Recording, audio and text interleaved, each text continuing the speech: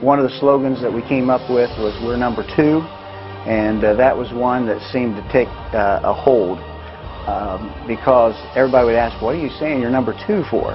You know, what are you number two about? You know, don't you want to win?" And of course we wanted to win. We wanted to be the best we could be, but we were number two because Jesus Christ was number one, and that's how we started.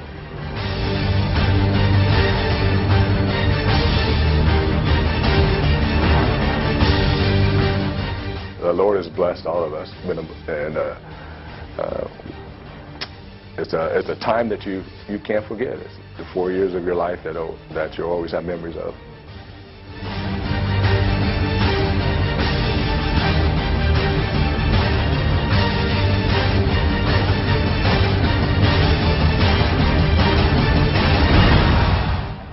So we knew we could do it, but we finally did it, and we made it.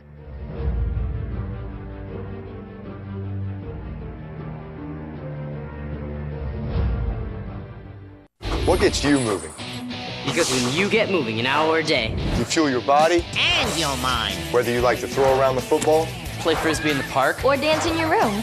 Moving every day helps give you a healthy body and mind. And that makes you part of a winning team. Hey, that was my line. Get up and play an hour a day, Doc. Check out how to be a player at letsmove.gov. Head online to get tips on great ways to get moving every day. That's www.letsmove.gov.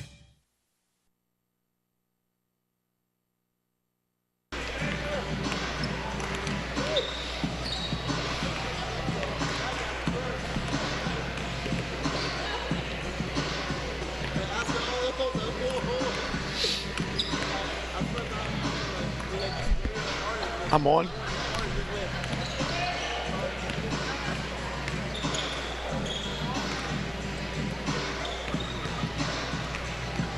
Back here in the Maxwell Leadership Center, final game of the day. The MidEast semifinals wrap up as number one OCU, the number one overall seed on the men's side, number one team in the nation for much of the last 2 months on the floor, getting ready to take on the Bulldogs from Louisville, Kentucky, the number 5 seed. Boyce College connected to Southern Baptist Theological Seminary. These two teams played a season ago, same exact scenario in the MidEast region semis. It was at Boyce actually a season ago when OCU won 94-67, same exact seedings. The Trailblazers were the 1, Boyce was the 5, a 94-67 win. So the Trailblazers won by what? 27 points.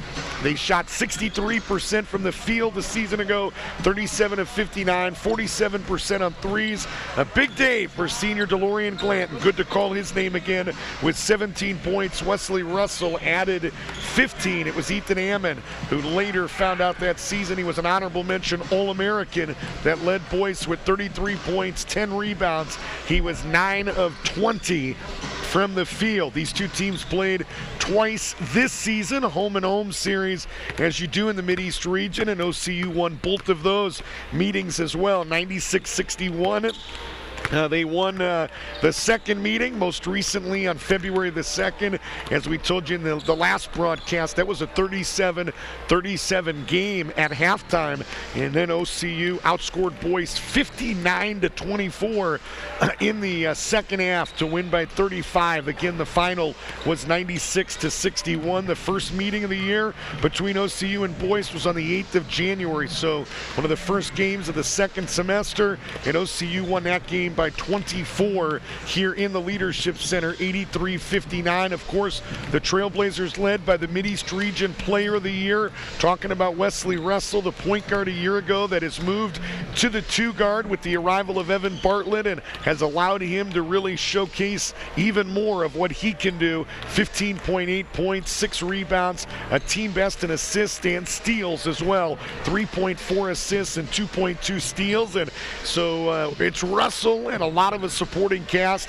Evan Mills honored today as an honorable or second team region performer. Also honored today, James Nelson, Milan Kostov, and Trey Vaughn. All of them received some sort of region awards. Tony Stockman will share all of that with you in our coaches interview in just a few moments. On the boys side of things, really their big weapon is their senior All-American Ethan Ammon. 18.2 points, 7.9 rebounds. We thought we were done with Ammon a year ago. Was listed as a senior, was going to graduate, but has decided with 1 year of eligibility, it felt like the Lord leading him to some graduate work. He's going to get a master's in MDiv and at Southern Baptist Theological Seminary, and at MDiv has allowed him to play that final year of eligibility here at Boyce College, and hoping not to play his final game of his career.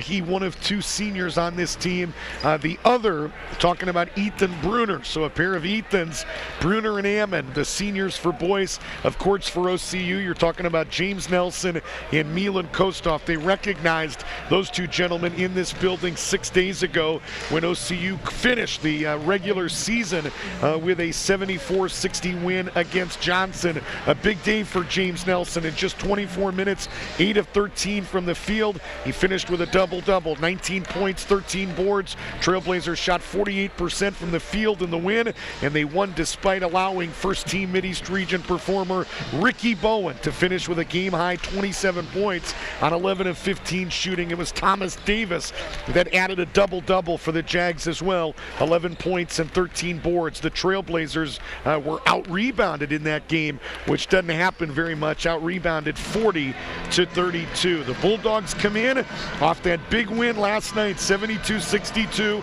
over number 4 Johnson in the MidEast quarterfinals. They actually trailed 35-32 at the intermission, but they outscored Johnson 40-27 in the second half. It was Eric Farley. Boy, do I love his game. Farley, only a sophomore from Owensboro, Kentucky.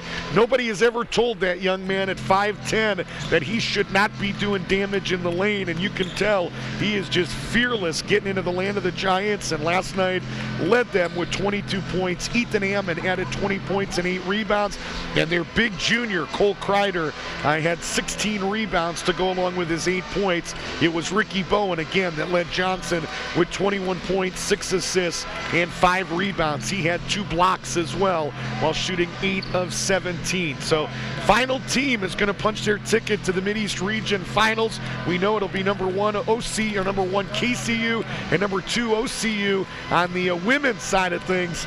Number 2 KCU on the men's side has already punched their ticket. They await the winner of this one. It's number 1 OCU at 22-8, 10-0 in the region, taking on number 5 Boyce out of Louisville. The Bulldogs 9-18 overall, 4-7 in MidEast region play. We'll take a break. When we come back, we'll check in with the former Buckeye, Tony Stockman, in his first season at OCU, to get his thoughts on tonight's contest. OCU and Boyce back with more after this here on the OCU Trailblazer Basketball Network.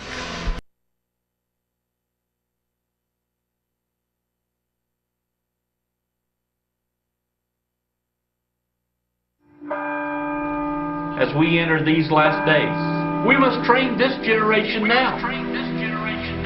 That God wants us to be real in this day. I am a strong supporter of Christian education. Challenge the mind. Our future depends upon Christian higher education. Biblical values. The future. As the campus continues to grow, new buildings and a record enrollment. Good, sound Christian leaders.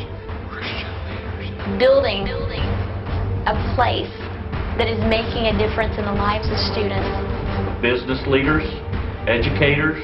And he's trying to raise a generation of men and women who will stand and say, I will be counted for Christ. No game playing anymore. Because the next generation is going to affect our world today. A world needs to hear that Jesus Christ is the hope.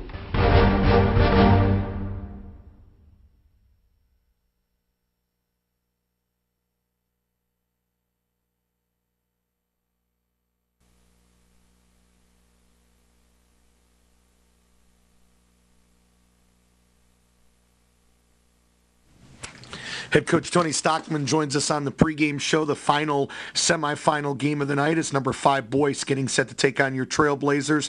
OCU 10-0 in Mideast region play entering this one, and it is number 5 Boyce tonight. Coach Stockman, what impressed you? I saw you in the building. What impressed you last night about Blake Rogers' squad? Well, they just, they were down early, and Johnson came out and made a lot of shots, and they stayed poised. They didn't panic, and they played their game. And, they just slowly cut away at the lead, and they stayed focused on what their game plan was, and then, they got the job done at the end. Were you surprised they knocked off Johnson?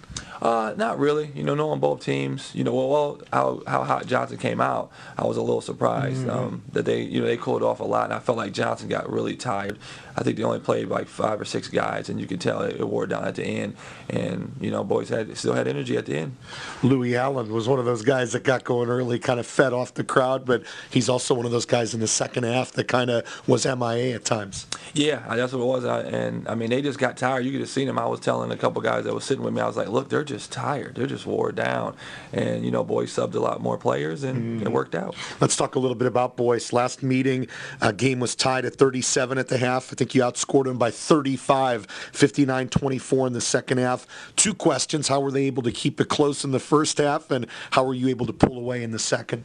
Like I said, they ran their game plan, and it was working. I think our team wasn't as focused as they could have been, and they came out of the second half, and our team really turned up the pressure and really turned up the focus, and we got to separate ourselves. Let's talk about the bigs tonight. Obviously, you've been getting best production of the year with Devin Benson.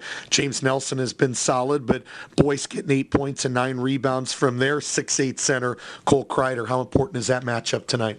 It's going to be big, and I think, Devin, how big and physical he is going to be a key tonight. And James has finesse, and if he can take him out a little bit and use his moves, and we got to rebound. We got to rebound and be in position, and we don't want him to have 9 rebounds, and we don't want them to get a lot of offensive rebounds. First OCU postseason for you as a head coach, and also looking at your roster, 8 guys that'll be in uniform tonight, somewhere around there, that have never had any tournament experience. What's been your mindset approaching this one, and what's kind of been the attitude, especially the new guys this week in practice? Well, I can tell they're excited, and we're just trying to say, hey, this is the new season. Everything that we did before, it doesn't count now. So just trying to get them to understand that. And, tournament time, anybody can win, and they're going to come ready and energized, and hopefully our team matches that. Matchups so important come tournament time. Where do you hope to have an advantage? What do you hope to exploit tonight? Well, hopefully we can run. We should be able to get stops, and we should be able to run and finish on a break, and hopefully get a lot of easy baskets. But it's going to be our defense. We got to make them shoot tough shots. They can't shoot open shots. We can't let them run their offense, and that's what happened last time in the second half when we played them. Any injuries that could impact this one tonight? No, I think everybody's good. I know, Coach, last night a big meeting here, which is always interesting, where they have the voting for what you did during the regular season, and if you will, just share a little bit about some of the honors that some of these OCU guys have earned this year. Yeah, very excited about it. We actually got 5 guys that got rewards, and Russell got Player of the Year, and James Nelson and Trayvon both got second team, and Evan Mills and Meelan, they both got honorable mention. Pleased with how that turned out? Yeah, we got 5 of the 15 guys on the voting thing, and us being 10-0, I think it's well deserved. Coach, appreciate your time. Look forward to your thoughts after the game. Thank you. That's the head coach of the Trailblazers, Tony Stockman. The regional semis wrapping up tonight as number 5 Boyce takes on your Trailblazers, the number 1 team here in the Mideast region. We'll take a break and meet tonight's starting lineups. Those are coming up next here on the OCU Trailblazer Basketball Network. Thanks, Coach.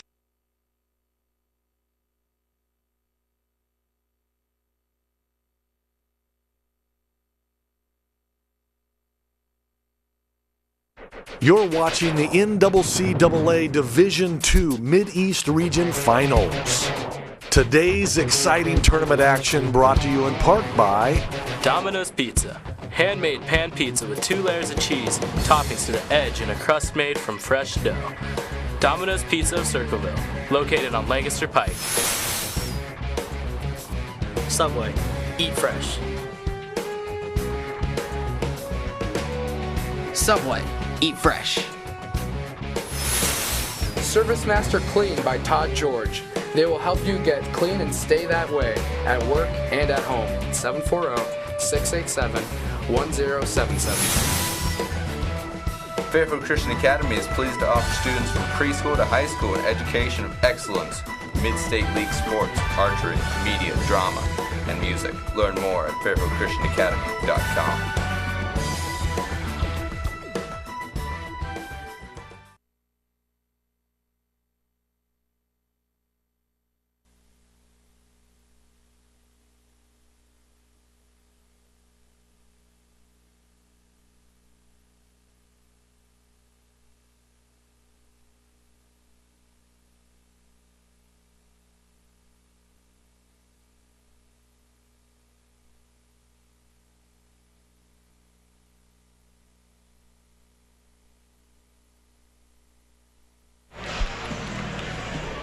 Back here in the Leadership Center, let's meet the starting lineups for the final game of the night between number 1 OCU and number 5 Boyce. First of all, for the visiting Boyce College Bulldogs, Trevor Mason, the point guard, 5'8" junior from Bloomfield, Kentucky, 8.4 points and a team best 5.4 assists. The two guard tonight is Eric Farley, had 22 points on 9 of 22 shooting yesterday.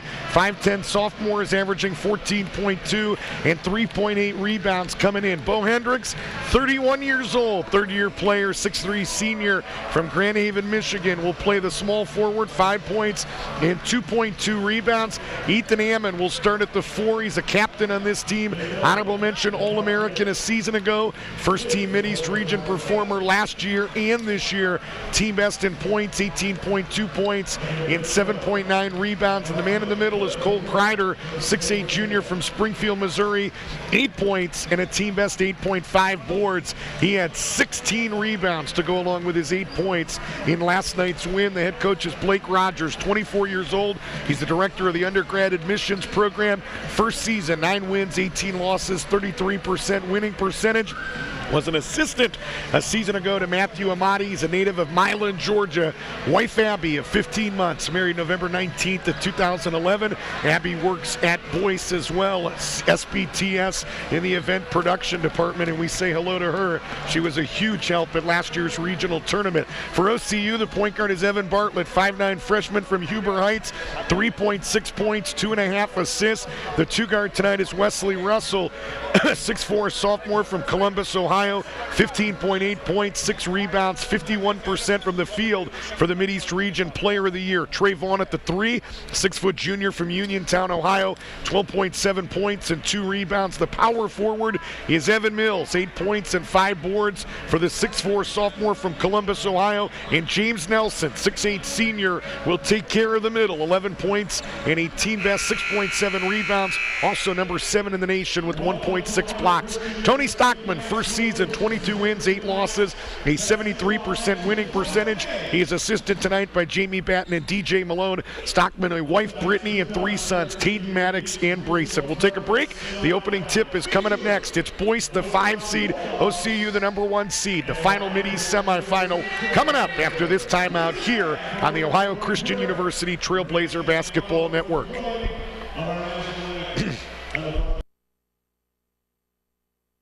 You're watching the NCCAA Division II MidEast Region Finals. Today's exciting tournament action brought to you in part by Domino's Pizza. Handmade pan pizza with 2 layers of cheese, toppings to the edge, and a crust made from fresh dough. Domino's Pizza of Circleville, located on Lancaster Pike. Subway. Eat fresh. Subway. Eat fresh. Service Master Clean by Todd George. They will help you get clean and stay that way at work and at home. 740-687-1077. Fairfield Christian Academy is pleased to offer students from preschool to high school an education of excellence, mid-state league sports, archery, media, drama, and music. Learn more at fairfieldchristianacademy.com.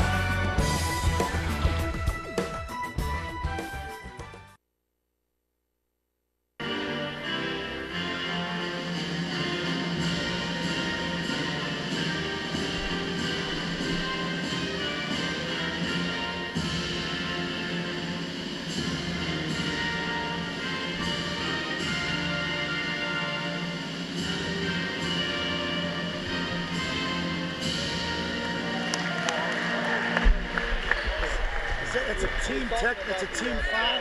It's on the player. It counts towards one team. It's a personal player too. Who was it? What number do you have that? Oh, here. Okay. I got it. Personal and a team.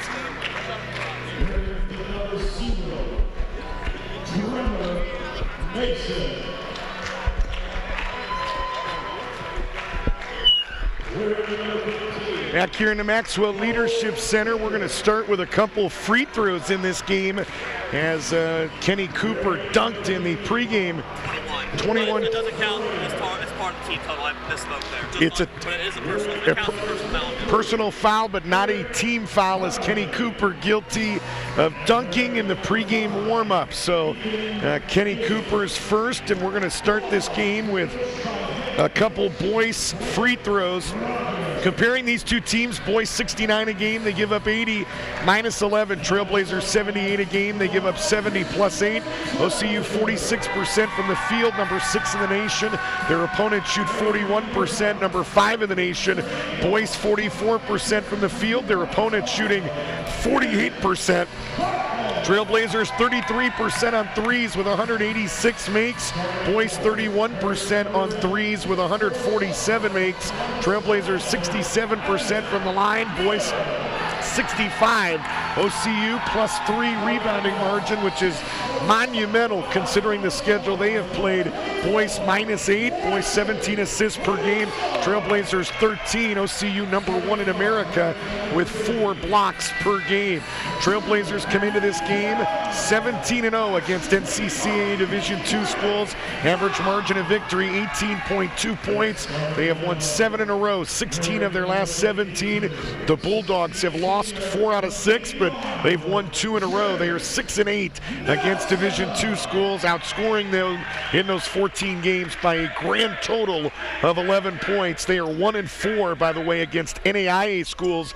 The only significance there, that one win against St. Louis College of the Pharmacy was the first ever win against an NAIA school in Boyce history. So they hope to make history. They have done it before in the regional tournament. Their biggest win, obviously, back in 2007 when they were the number 7 seed and they upset the 2 seed Cincinnati Christian in the MidEast quarterfinals. CCU was number 1 in the nation much of that season and did not advance to the national tournament as a result. As a matter of fact, they were not eligible to advance, as you have to, as the number 2 seed, at least get to your regional championship game. And when they did not do that, there was nothing that the region chair, Mr. Jamie Batten, could do. But Boyce has a history of pulling upsets. They did it 6 years ago, and they're going to have a difficult test in this building tonight. OCU, as we said pregame, 2 wins in the regular season by 35-24 against this Bulldog team. First 2 free throws on that technical foul are good by Ethan Ammon, and so it is 2-0 Boyce as James Nelson controls the opening tip for OCU. To Bartlett, who's sporting a new pair of sneakers, and Wesley Russell with a matching pair. Vaughn, top of the key for 3. He put it up and in. The dribble drive, setting up Trey Vaughn, arguably the best shooter in America at this level. 35% on threes, 93% at the free throw line. I don't know if you can do much better than that. Kreider off some penetration, could not finish near the rim, and the rebound to OCU. 3-2, Russell with it. Left side, Vaughn, another 3. He hit again. Boyce prefers to play man-to-man. Their coach, Blake Rogers, pretty candid. He said, Rick, our man-to-man is mediocre, but it works against average basketball teams that aren't superior to us in athleticism. As Hendricks tried to raise up right side, no good, rebound OCU. But against teams like OCU that have an advantage athletically, they like to go to a matchup zone. And so that's what you will see almost exclusively out of the team wearing black tonight. Nelson, right elbow. Nelson against Kreider. Goes right left baseline to Bartlett. 15 on the shot clock. Back to Mills on a no-look pass. He whammed it in with 2 hands. Beautiful no-look pass from Evan Bartlett to Evan Mills. 8-2 OCU. Good start for the team in white. The number 1 seed, 17-0 against the Division II. And 10-0 against the MidEast region. Second consecutive year that the Trailblazers have run the table in this MidEast region. They won the region a year ago, so they finished 12-0 actually, including the postseason. They hope to do that again this year with a win tonight and a win tomorrow against number 2 KCU. Near steal as Hendricks gets it to Farley. Farley into the lane, took it at Nelson and put it in. Folks, if you watch the game tomorrow night, you're going to go nuts because I'm going to say it again and again. This Eric Farley is fearless getting to the basket. At 5'10", he just took it at 6'8", James Nelson. And boy, does he know how to use his body to his advantage. I mean, I just love watching this kid play. Absolutely love it. 8-4. Vaughn, top of the key three. This one finally misses. Rebound OCU. He'll fire again, and he hits again. Trey Vaughn with 3 threes. 3 out of 4 here early. And it's 11-4 OCU. Somebody missed a scouting report on Mr. Vaughn. When you've got a matchup zone, you better match up with him. Evan Bartlett just took it away from Ammon. It's a 3-on-1 break. Lob for Mills. He caught it in midair and whammed it in, and there's a technical foul on Evan Mills. Jamie Batten arguing that there was somebody underneath. I don't think Tony Stockman realizes what's just been called, and now they're going to talk about it.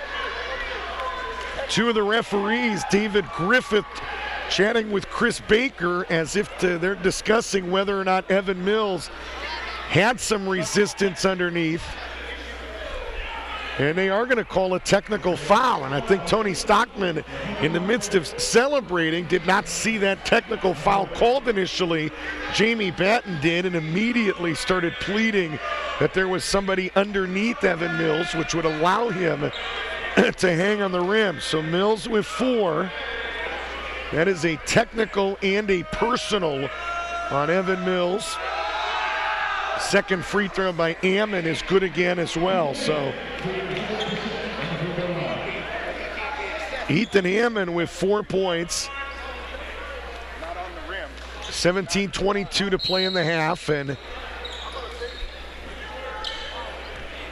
that one, because in the game, does count as a team foul as well. Farley just did it again. First of all, somebody's got to stop basketball. And number 2, how does Farley continue to get off what he does underneath? Lob underneath to Nelson. Established himself and put it up and in. No reason to hurry when you're 6'8". Big fella took his time, got set, got under control, and then said, stop me if you can. 15-8 OCU. 4 of those 8 for Boyce coming on technical free throws. Farley for 3 left side, no good. Nelson a rebound. Kept it up high, quick outlet to Russell. Russell into the lane, put it up and in. Yes, and he was fouled. Bucket is good for Wesley Russell. The foul is on 15. Bo Hendricks, his first and the team first. First points of the game for the sophomore from Centennial High School. Was second team region a year ago, second team OCAC a year ago, and some mass substitutions as Horton, Cooper, Benson, and 3 of them will stay out there with Wesley Russell and Trey Vaughn. Free throw is up and in for Wesley Russell. He's got 3 points. Trailblazers without the services of Trayvon Crater today. Coach's decision, had missed some practice, and he is in street clothes, so expect to see some bigger minutes as Ethan Ammon put it up and in. For guys like Danny Schrock, maybe Milan Kostov will fill some of those minutes here today. Russell, it'll stop and start. Lobs it underneath to Benson. Nice catch by the big fella on the run, and he dropped in another. Trailblazers look sharp here offensively early. 20-10. It would be 20-6 if it wasn't for a couple tees. So they have really got off to a blazing start. Top of the key, Mason. Lob underneath to Ammon, who got free from Russell and put in another. Ethan Ammon with 8 of Boyce's first 12. It's he and Eric Farley that account for all of the scoring here early. Benson just off that right block. Working against Kreider. Nice step through. Kreider caught sleeping. Benson took a dribble, looked like he was going to raise up right there, and instead accelerated to the basket. 2 quick field goals for Devin Benson, 22-12. Ammon guarded by Wesley Russell. Pretty good matchup there of 2 of the elite in the NCCAA. Kreider had to go all the way out to the right baseline to grab it. Backing down Benson, who threw an elbow, no call. Left wing, Farley into the lane. On the rim, no good. Rebound Benson for OCU.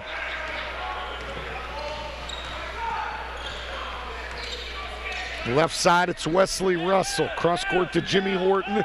Milan Kostov at the table for OCU. He'll check in at the next dead ball. Jimmy Horton, a pride of East Tech in Cleveland, Ohio. With the basketball, goes to Vaughn, now to Cooper. Underneath to Benson, back out to Russell, 17-footer, bingo! 5 quick ones for Wesley Russell. Trailblazers have doubled up Boyce, 24-12 with 14:25 to play first half.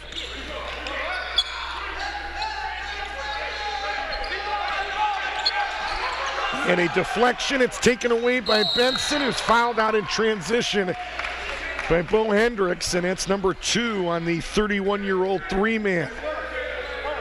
We'll see what Blake Rogers elects to do. Milan Kostov in, and a blazing start for Trey Vaughn with 3 threes already. The junior from Uniontown near Canton, Ohio, has really gotten this team off to a good start. 24-12. Trailblazers by a dozen about 6 minutes in this first half of the MidEast semis. Kenny Cooper goes left wing. Kostov, 3 is right there. So Milan picks up right where Trey Vaughn left off, and Blake Rogers says, we need a timeout to talk this over and re-strategize. 14 minutes to play in the first half. It's a full timeout. We'll take it with him. 27-12, OCU by 15. This is the OCU Trailblazer Basketball Network. You're watching the NCCAA Division II MidEast Region Finals. Today's exciting tournament action brought to you in part by Domino's Pizza. Handmade pan pizza with 2 layers of cheese, toppings to the edge, and a crust made from fresh dough. Domino's Pizza of Circleville, located on Lancaster Pike. Subway. Eat fresh. Subway. Eat fresh. Service Master Clean by Todd George. They will help you get clean and stay that way at work and at home. 740-687-1077. Fairfield Christian Academy is pleased to offer students from preschool to high school an education of excellence. Mid-State League sports, archery, media, drama, and music. Learn more at fairfieldchristianacademy.com.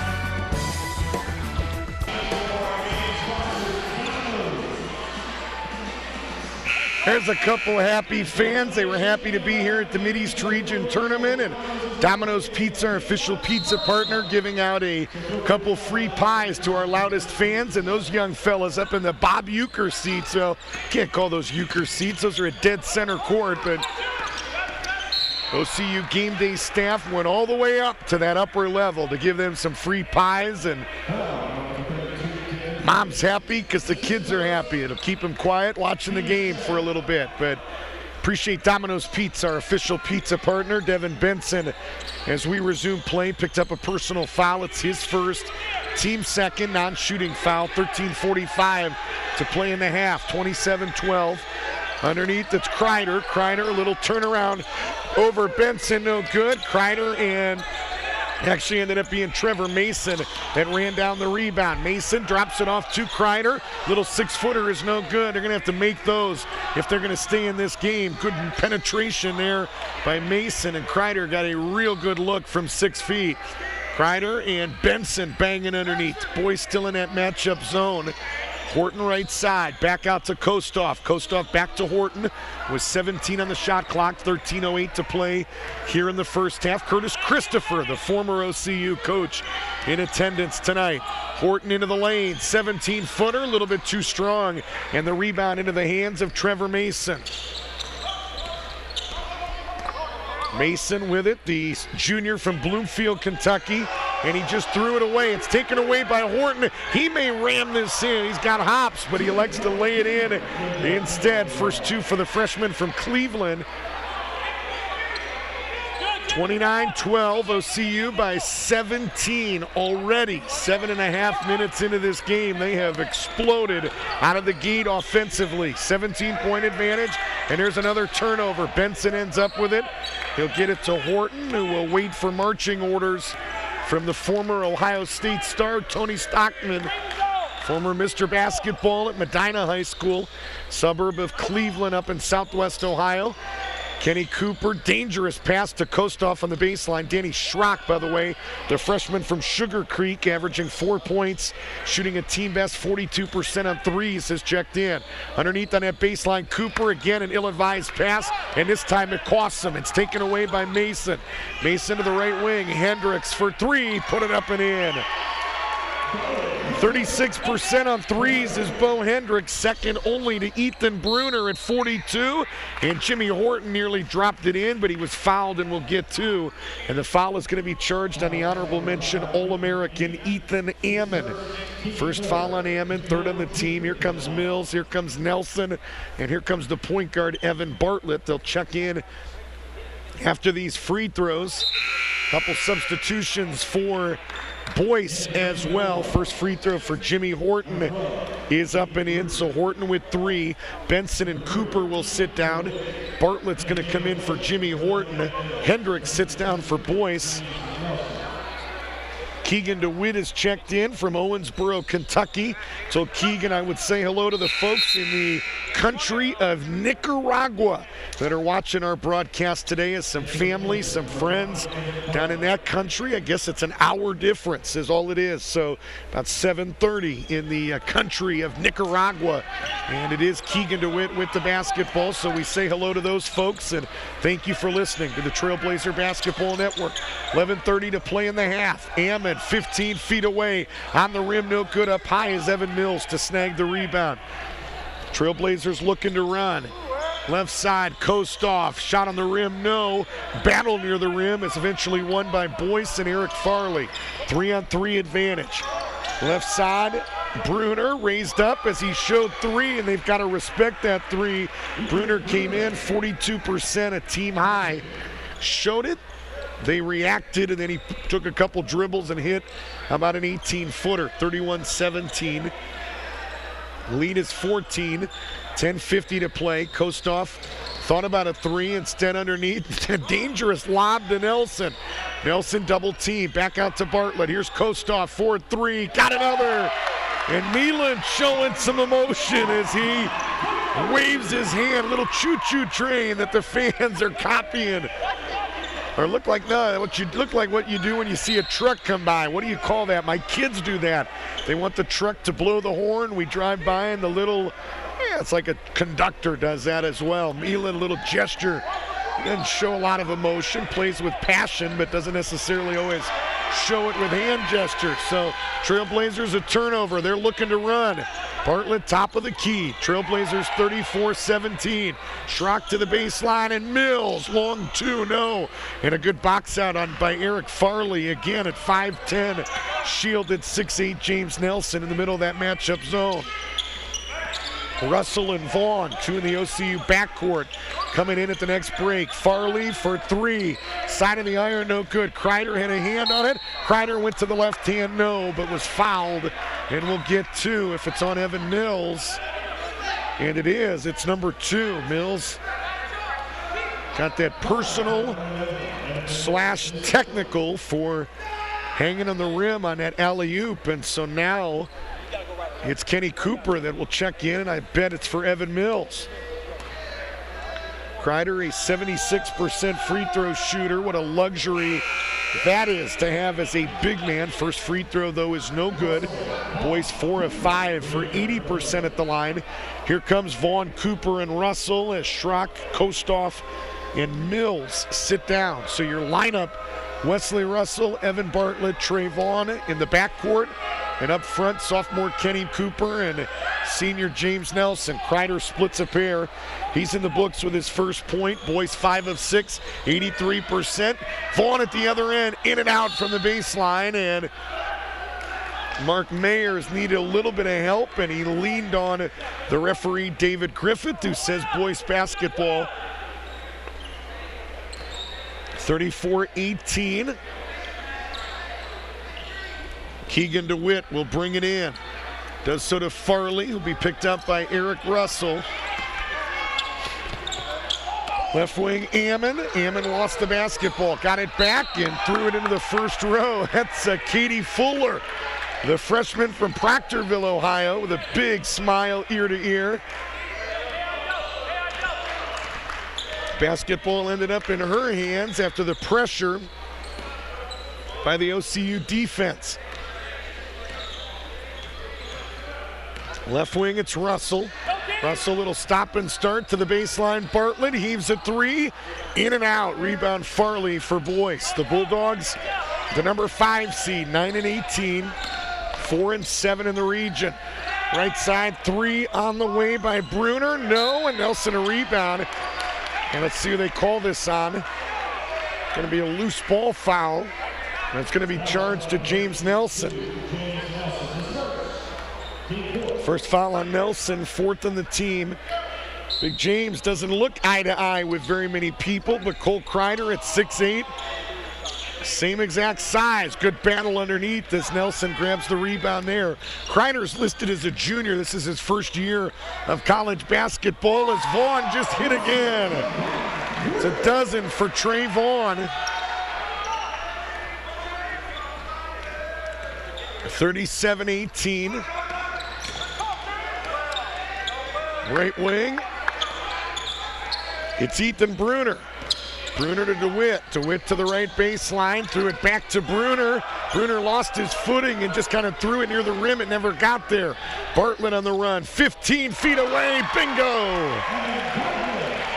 First points of the game for the freshman from Huber Heights, Wayne. Same high school that produced some guy at Ohio State. I've never heard of him, but maybe you've heard of Braxton Miller. There's a steal by OCU. Bartlett quickly to the other end, 2 more. And OCU is blowing this thing wide open.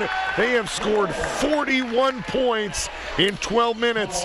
And head coach Blake Rogers wants another 30-second timeout. So this offense is clicking on all cylinders tonight. So it's not just Trey Vaughn who's got a dozen. 8 different guys have scored in this game. And defensively, they're getting after it, forcing turnovers. And Boyce in big, big trouble here in the Maxwell Leadership Center. The winner of this game will take on number 2 KCU.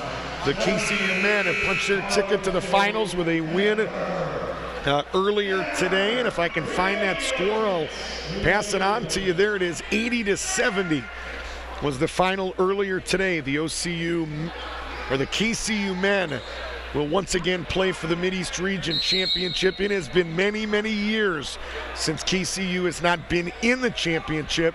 It has been since 2009 that the Knights have won the MidEast Region Championship. They'll try to do it tomorrow at 3 p.m. in this building. Kreider underneath, left baseline, raised up, Nelson blocked his shot.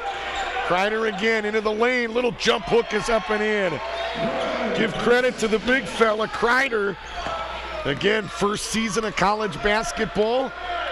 Battled after the first one got blocked, stayed with it as Russell hit again. Wesley Russell with 7, 7:30 to play in the half. 43-20 OCU.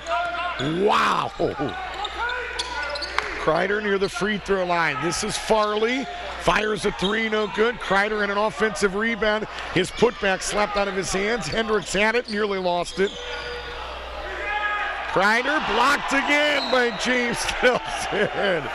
And some of the OCU fans, James didn't do it, but the fans up in the crowd with the Dikembe Mutombo finger wave.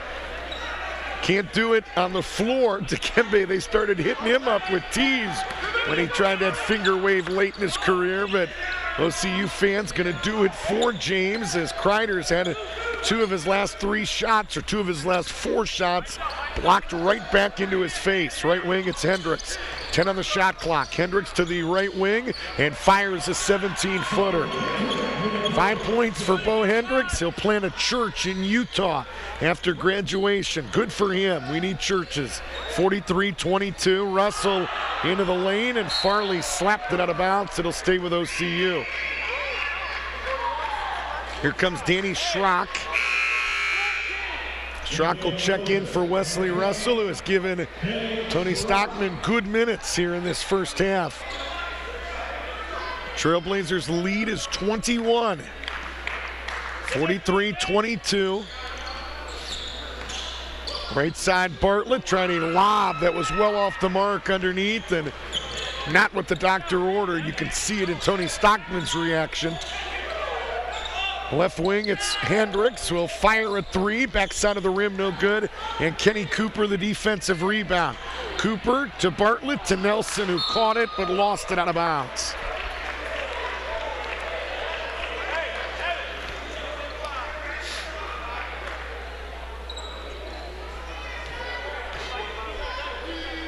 (43-22) OCU. You're watching the MidEast Region basketball tournament from Ohio Christian University in Circleville, Ohio. It's the number 1 seed in the region and the number 1 seed in the nation. Number 1 team in the nation, OCU, as Hendricks came up considerably short on his 3-point attempt, and the ball went out of bounds off of Ethan Ammon.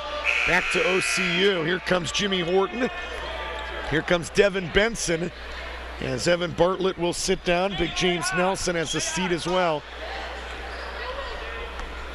Boyce, number 5 in the region, 4-6 in the regular season. 3-7. Got their 4th win against region teams yesterday as Benson dipped a shoulder and muscled another one up and in. He's got 3 field goals and 6 points here, and OCU with 45 points, 14.5 minutes into this first half. Right wing, it's Trevor Mason, and Mason double teamed. He lost the basketball. Horton to the rim, scored the basket, and he was fouled. Good play there by Danny Schrock, who kind of shielded a couple of the defenders. Bucket is up and in for Jimmy Horton. He's got 6 points. The foul is going to be charged to Farley. It's his first. Team 4th. Trey Vaughn will sit down as Milan Kostov is back in. Vaughn with a dozen. Kostov with 6 sits down. Or is back in, I beg your pardon. It's my 3rd game of the day. I'm going to make some mistakes.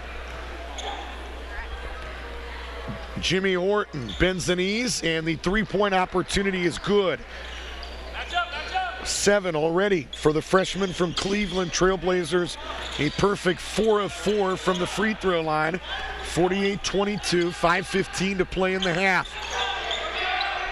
Hope to check in with Mandy Ray at halftime of this game to get her thoughts on the OCU win with the women. Battle near the timeline, it's stolen. Horton another finger roll at the other end, he put it in. I want to see Jimmy Horton throw one down, but Blake Rogers says before we play any more basketball, this thing is getting out of hand, and I want another full timeout. We'll take it with them. Trailblazers have already put 50 on the board. They lead Boyce 50-22. You're watching the OCU MidEast Region Tournament here on the OCU Trailblazer Basketball Network.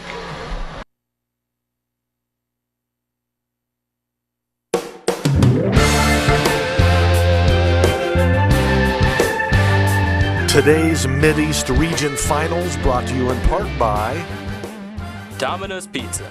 Handmade pan pizza with 2 layers of cheese, toppings to the edge, and a crust made from fresh dough. Domino's Pizza of Circleville, located on Lancaster Pike. Subway. Eat fresh. Subway. Eat fresh. Service Master Clean by Todd George. They will help you get clean and stay that way at work and at home. 740-687-1077. Fairfield Christian Academy is pleased to offer students from preschool to high school an education of excellence, mid-state league sports, archery, media, drama, and music. Learn more at fairfieldchristianacademy.com.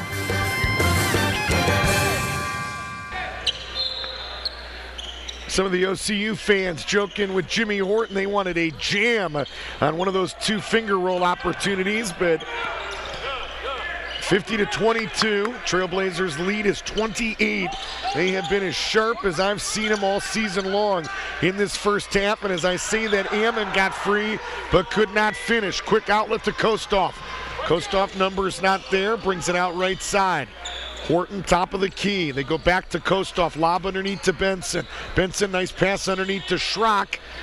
Not much Danny can do in that area. Kicks it right back out to Kostoff. Drops it off to Benson, who wasn't expecting it, but it doesn't matter. Went underneath the basket and threw it up with the right hand.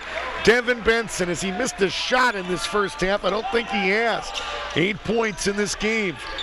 52-22 as we near 4 minutes to play in this game. Kreider to Trevor Mason, double team, back to Kreider. Ammon to the rim, shot no, but Schrock was all over him, and Ammon, the All-American, will shoot two. First free throw, or first foul on Schrock, number 5 on the team, and to the line is Ethan Ammon, 67% free throw shooter, which is exactly what the Bulldogs shoot as a team. Ammon 5th best on this team. And the first free throw is good.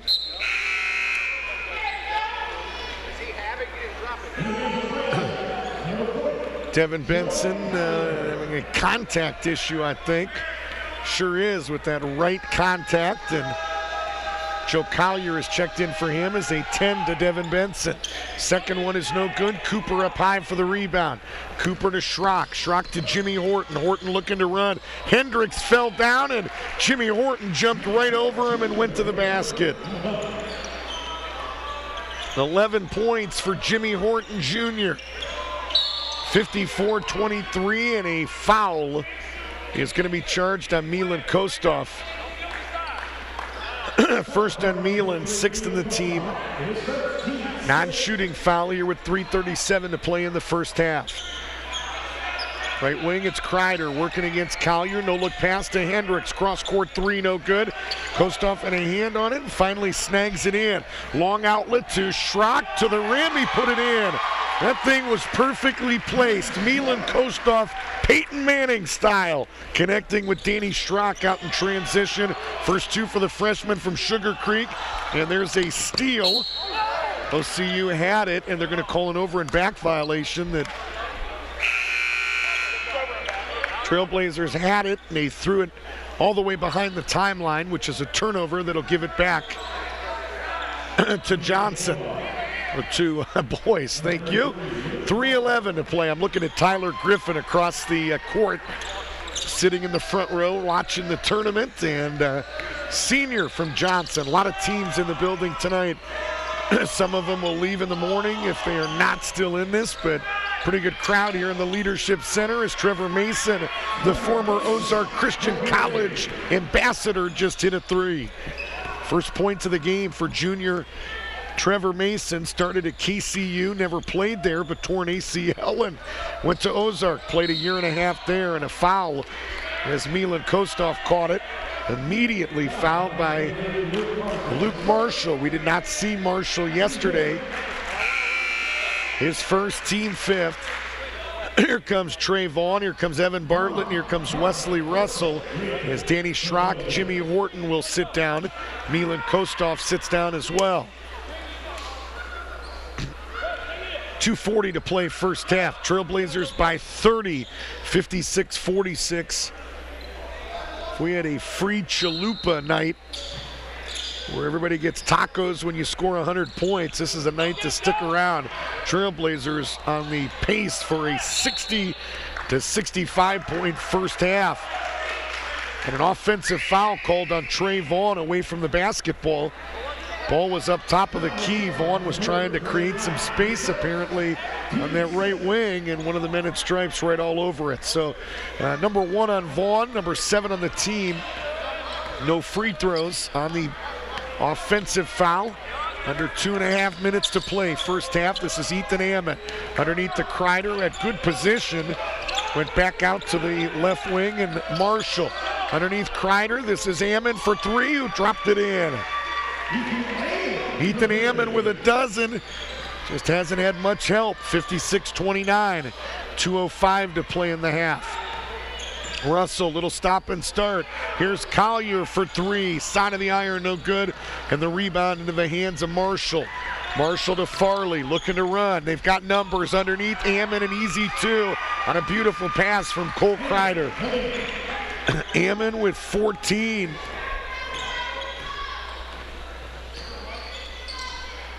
(56-31). Collier underneath to Bartlett. Bartlett will bring it back with 20 on the shot clock. Minute 30 to play in the half. Bartlett still dribbling with the right hand underneath the Collier. Collier double teamed on that baseline in all kinds of trouble, and he threw it away. Tony Stockman was ready to get a timeout, but couldn't get his hands and his lips moving before Collier threw it away. 3 by Mason is too strong, and OCU 3-on-3 advantage. Here's Vaughn for 3, got it! Trey Vaughn with 15. Tony Stockman wanted the timeout there, but was not granted before Boyce could bring it in. Under a minute to play. Want to say hello to my boys, Ricky Price, Ty Cooper watching tonight, and Lynn Cooper over in Groveport. Couldn't make it tonight. The boys have been a little bit under the weather this week, but getting close to full strength. They'll be in this building for the regional championships tomorrow, and they'll be ready for their upward basketball game. They got the best coach in America. I can't remember who that is, but shot blocked underneath. Oh, that's me. That's right. Gonna look for win number 6 tomorrow, boys. It should be fun, but we'll be here tomorrow as well, and I'm gonna say hello to them listening in Groveport. 30 on the shot clock. Farley into the lane. Tried to muscle up another one. This one would not fall, but he was fouled. And that foul is gonna be charged to 21, Kenny Cooper. 2nd on Cooper, 8th on the team. 41.1 left here in the first half, so a 6.1 differential after Boyce brings, or OCU brings this up. First free throw by Farley is no good. Free throws 9 and 10 for Boyce in this first half, and Farley splits a pair. They are now 7 of 10. Eric Farley with 5. 59-32, 27-point advantage. Wesley Russell to Evan Bartlett. Again, a 6.1 differential, and a foul is going to be called on Trevor Mason about 45 feet away from the basket. That's his first. Fortunately, I guess as you would say in the NBA, Boyce had a foul to give. It's number 6 on the team, so it doesn't cost him points at the free throw line. What it does do is it allows OCU to have the final shot if they desire here in this first half. 59-32. Lead is 27. Evan Bartlett right forecourt. Bartlett guarded by Trevor Mason. Over to Russell to the right wing, and Trey Vaughn. Vaughn with 8 seconds left to Russell at the free throw line, looking to work against Farley. Down to 5, down to 4, down to 3. Russell, little step back at the buzzer, went in and out, and that's where we will end the first 20 minutes. OCU, one of their most impressive halves of the year. May I remind you, the last time these two teams played at Boyce, it was a 37-37 game at halftime, and this one, my friends, is not tied. OCU sending a message in this first half. They have dominated the Bulldogs, the 5 seed. They lead 59-32 here at the break. Coming up, some first half numbers. We hope to put a headset on Mandy Ray. She's making her way over to the table as well. We'll talk to her after this 3-minute timeout here on the Ohio Christian University Trailblazer Basketball Network. You're watching the NCCAA Division II MidEast Region Finals. Today's exciting tournament action brought to you in part by Domino's Pizza. Handmade pan pizza with 2 layers of cheese, toppings to the edge, and a crust made from fresh dough. Domino's Pizza of Circleville, located on Lancaster Pike. Subway. Eat fresh. Subway. Eat fresh. Service Master Clean by Todd George. They will help you get clean and stay that way at work and at home. 740-687-1077. Fairfield Christian Academy is pleased to offer students from preschool to high school an education of excellence.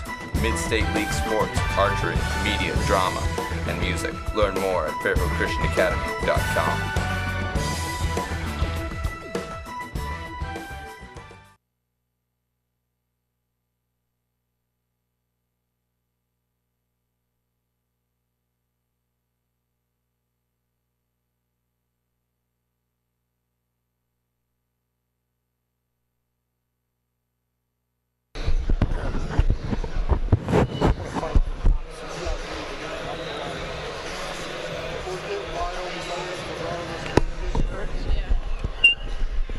We're at halftime here in the Maxwell Leadership Center. OCU with a dominating first 20 minutes. They lead 59-32, and head coach Mandy Ray joins us here at the intermission. And the coach has been in meetings the first 20 minutes. I love getting her insight as a basketball junkie, but can't do that here in the first half. I guess one thing I can't say is this was a game, coach.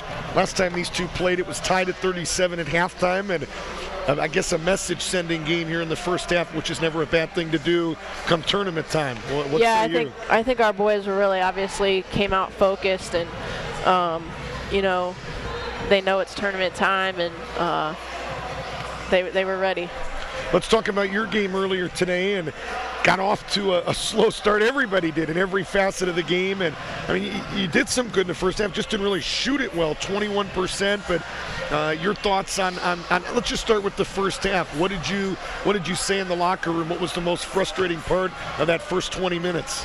I just basically said, you know, that we have to worry about and focus on what we can control, and we were getting good shots and they just weren't falling, so we had to get ourselves even easier shots and pick our defense up. And you know, most of the other statistical categories at halftime, you know, we had forced twice as many turnovers as we had committed, and we were winning on the boards, and you know, had more steals and that sort of thing. So basically just did not focus on scoring and really concentrate on everything else that we could control, and playing defense and rebounding and crashing the boards. And if we're not shooting well, let's get a lot of offensive rebounds. It's got to be a good sign. You still found a way to take the lead into the half, and even after shooting, 21% from the field, I think it was like 7%, 1 of 14 on threes. So, yeah. I mean, that's a positive, isn't it? Kind of in a roundabout way to still find a way to win. You're going to have nights like that, I would assume. Definitely. So let's talk about the second half. Much better. You shot 40%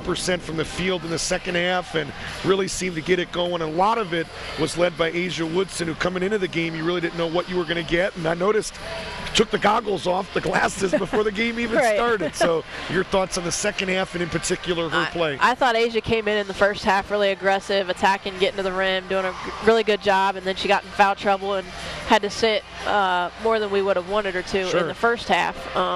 So it was good that she was able to play. You know, she was, if you talk about efficiency, 22 points in less than 22 minutes. I mean, you can't really ask for much more than that. So, I mean, she was the only one really, I think, that shot a good percentage, over 50%. And, you know, I thought she did a really good job also of when she did drive. If they collapsed on her, she found the open person, had some good passes. Didn't have a ton of assists, but we just weren't hitting shots. So I thought she played really well and didn't play scared or anything like that, driving in with her eye. Talking with OCU head coach Mandy Ray. The Trailblazers will play for the MidEast region title tomorrow at 1 p.m. And another player that kind of gets overlooked sometimes and doesn't necessarily get a whole lot of PT, but Sarah Bechtel gave you minutes off the bench today. 7 points, all of them in the second half, hit a couple big shots and actually went to the rim and did some stuff underneath as well.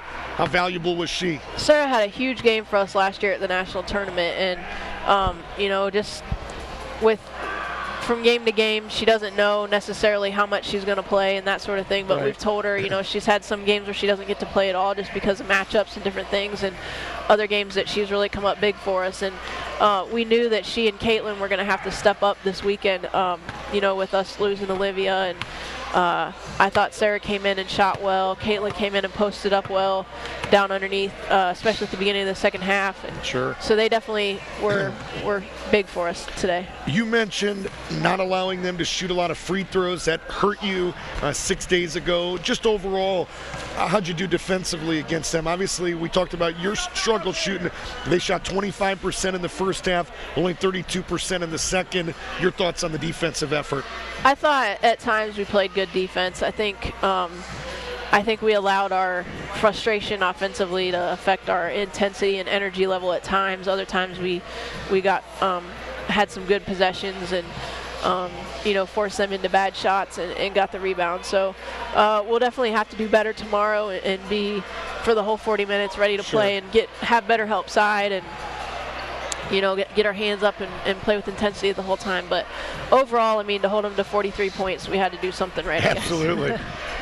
Thoughts on this Johnson team? I know I've asked you both pre-games, but for somebody that hasn't heard your thoughts, they start 5 freshmen today. They only have 2 other girls, sophomores, coming off the bench, but there's a lot of talent, probably more than you and I have seen the last 6 or 7 years. Your thoughts on them moving forward? Doug did a great job of bringing in just competitive kids, and obviously they have talent also, but they're a different team as far as their just competitiveness and just wanting to be out there. I hear you. I know what you're saying. They're just they. I think in the past their teams would have been intimidated or kind of not that sort of thing. But I think that these girls, he had them ready and he had them pumped up, and they played the best they played. I think probably other than not shooting well, they were gave all the effort you could ask. And I think a little bit of that's got to come from him. 29 years as a coach, he's not afraid of anybody. He's kind of a tough, hard-nosed coach that maybe hopefully communicates some of that. So it's exciting for the region. I know you want to have some competitive basketball games, and that's always a good thing. How concerned are you with Rowe not getting in the books in terms of scoring today? Has 6 attempts, 5 of them from 3. Is that a concern, or is that something, hey, she had a bad night, she's going to shoot the ball well tomorrow? What's your approach? We'll see how she allows it to affect her. We told her at halftime that we were just waiting for her to she's so streaky, and she can be. We had a game this year that I don't think she'd scored, and then in the last 6 or 7 minutes she had like 4 or 5 threes just straight, and so we were kind of waiting for that to happen tonight. Obviously she's been affected with her knee and her mobility and things like that on defense, and we keep just telling her, don't make your scoring a focus. Focus on other things. Focus on defense. Focus on rebounding. The scoring will come. And I think she put a lot of pressure on herself tonight. Hopefully tomorrow she'll, step up and be ready. Yep. Let's talk about tomorrow. First question, KCU doesn't have to play today. If you're in their shoes, you have a choice. Would you have rather been that #1 seed and sat around and watched, or did you like getting some of the cobwebs out and getting out here and having a chance to maybe make some mistakes and not pay the price with a loss? You never know. If you have somebody go down or something like that, obviously you'd say, oh, we would have rather not played. But I think for our girls and for the number of freshmen that we have that are giving us good minutes, I think it's always good to give them a game to kind of get some tournament experience. And we haven't played all week, so it was nice to finally get a game. And I don't think at this time of year that conditioning or anything like that is going to be an issue for you play 2 days in a row. We have to be ready to do that in the national tournament 3 days in a row. So what What are your thoughts right now on KCU? I mean, I've asked you pregame. You said you're playing your best basketball. Ron usually is fine-tuning things, getting ready to be battle-tested, tournament-ready. They go down to Claremont Tuesday night and get blown out of the gym. What do you make of that, and what do you expect tomorrow from KCU? I think Claremont's a good team. It's tough to play there. I don't read too much into that. I think they're obviously, they don't like to lose, and they don't like to lose to us especially, or in the region or whatever. Right. So, it hasn't happened very often for them, and the last time we did it, they were more than ready at the regional tournament. And so we've got to be ready to match that energy. Anytime you play against a player with the caliber of Tanya, we have to play our game. And I mean, I'm confident that if we play our game that we'll be okay, we'll be good, but we're just trying to focus on what we need to do defensively and rebounding and that sort of thing, and not get too pumped up that we're playing KCU. Right. Would it be fair to say though that this team is, I'm going to put you on the spot a little bit, I should be saying these statements, but stumbling a little bit coming into this postseason more than any other year? I mean, it just doesn't. They're 14-14 right now, and I just can't remember, Mandy, a region in 20 years of covering this where they are kind of finishing the year the way they have. Usually it's typically they go to Claremont and they win in Claremont. Typically they're at their best coming into the tournament, and their record is never real good other than the one year I think they just amazing against the NAIA teams. But I mean, they knew they were going to have a down year a little bit this year with the number of seniors and impact players that they lost. But like I said, I mean, Tanya's going to be ready, and she's going to have the rest of them ready. That it's not going to be we can just show up and get them in. They're going to give us a fight, and it's going to be a battle. It should be fun. We'll talk to you pregame. Look forward to your thoughts tomorrow as well, and congrats on a win against a ferocious Johnson team. We'll see you tomorrow in the finals. All right, thank you. That's Mandy Ray, the head coach of the Lady Trailblazers. They get win number 18 tonight as they knock off number 3 Johnson. They will play number 1 KCU tomorrow in the MidEast region final at 1 p.m. Halftime here in the Leadership Center. We'll take another break. Second half action coming up next. The Trailblazers lead by 27 here on the Trailblazer Basketball Network.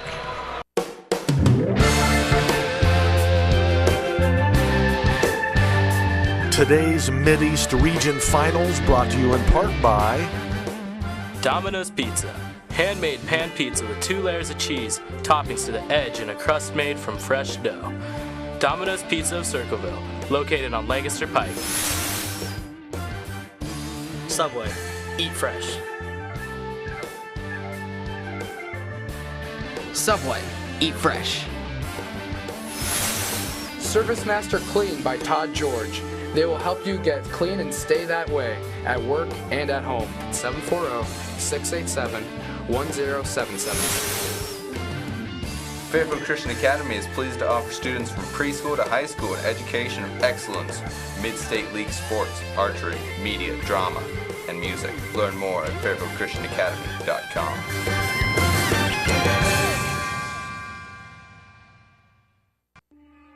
I didn't need help from anybody. I was good at everything. And this, the drugs and the alcohol, I couldn't stop doing it. I went down a path of destruction. It was just about escaping the feelings. I never used one without the other. It was chaos. A dump truck, insanity plowed into us. I know it was the devil. I actually got suspended from baseball. I said, I need help, but I can't do it anymore. I fell on my own. You do with me what you want to do with me, but I surrender. Coming home can be hard if you're a veteran of Iraq or Afghanistan. You may feel like you're all alone, but you're not alone. At IAVA.org, your fellow vets are all around you.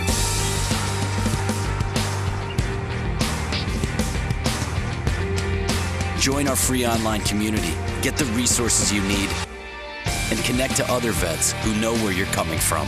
IAVA.org. We've got your back.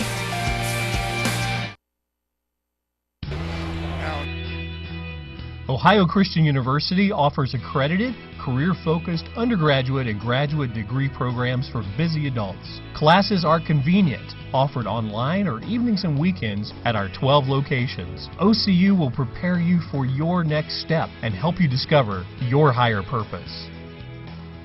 We invite you to attend Ohio Christian University.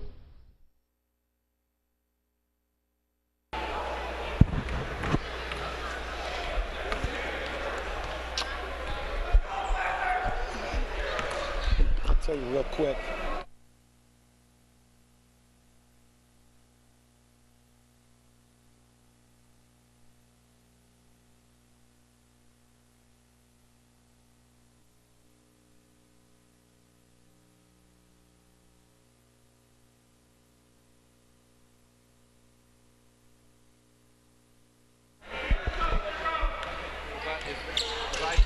Just underway here in the second half. It's Boyce and OCU. The Trailblazers lead by 27.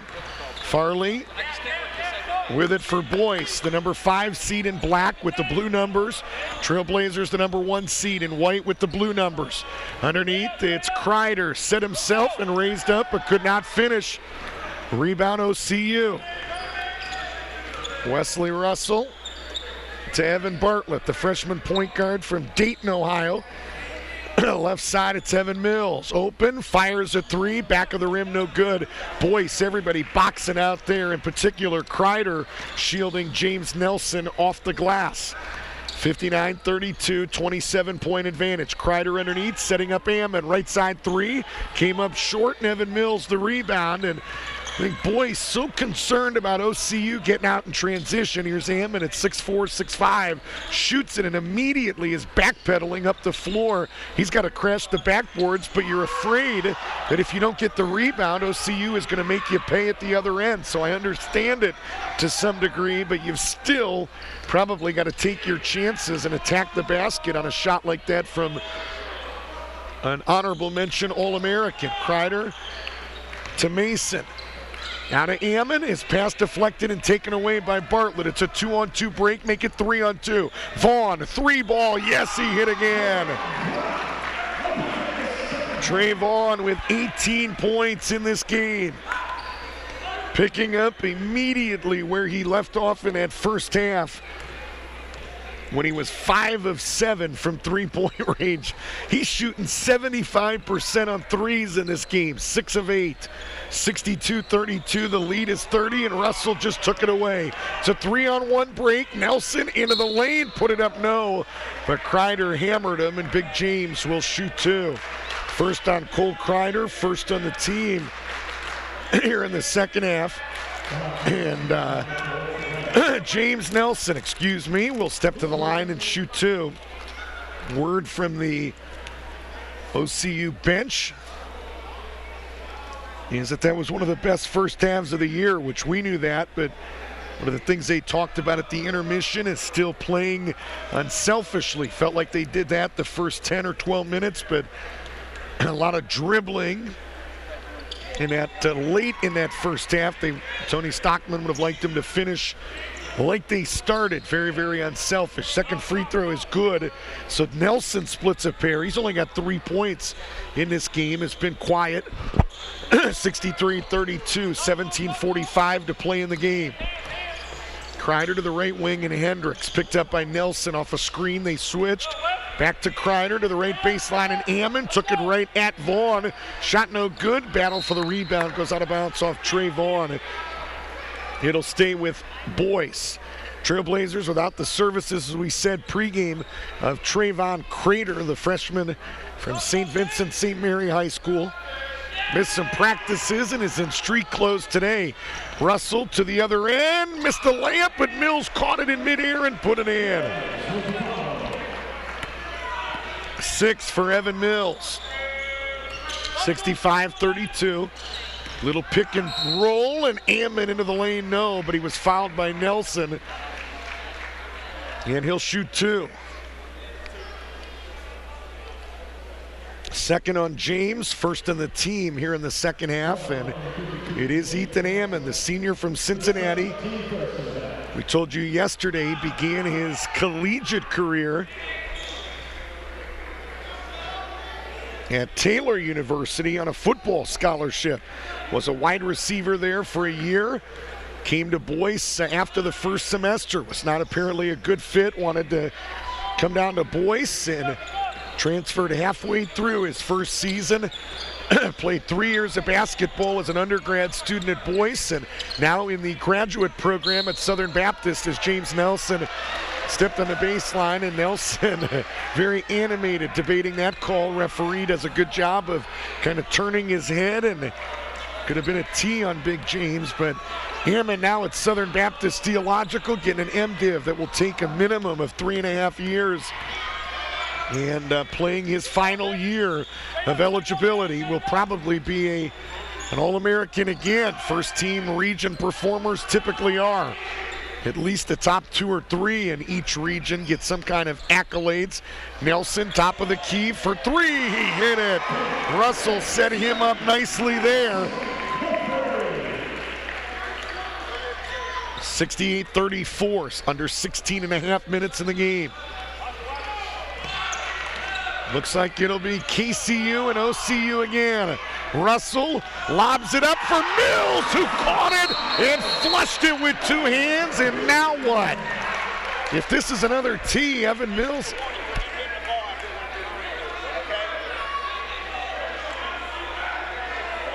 It's not a technical foul, it's a delay of game warning, and that's a good thing, because if it was a T, Mills would have been out of this game, but Mills flushed it as Russell threw it off the backboard. It's just a delay of game warning. There's no technicals, nothing like that, just a warning, but 8 points for Evan Mills, 16-13 to play in the game. 70-34. If they'd have teed him up there, he'd have been out for no bad behavior, but just hanging on the rim 2 times. He did that in the first half. What a play there by Russell to put it up on the backboard and allow Mills to showcase his athleticism, and a foul near the timeline on Trey Vaughn. If he doesn't commit that foul, Vaughn, Trevor Mason commits an over and back as he stepped on the midcourt line, but you would say Rick Cooper, the reason he did was because he was fouled. But let's leave it at the fact that Vaughn was playing Russian roulette, tiptoeing along that midcourt line. 70-34, under 16 minutes to play in the game. Vaughn right side, cross court to Hendricks. Hendricks couple dribbles to the left elbow. Now left baseline, it's Ammon, score the basket and 1. Bucket is good. They're going to charge it to James Nelson again, and it's number 3 on Nelson. Number 3 on the team. Score the bucket for Ethan Ammon, who's working on an 18-point night. And he'll score, we'll look for 19 with 1 more.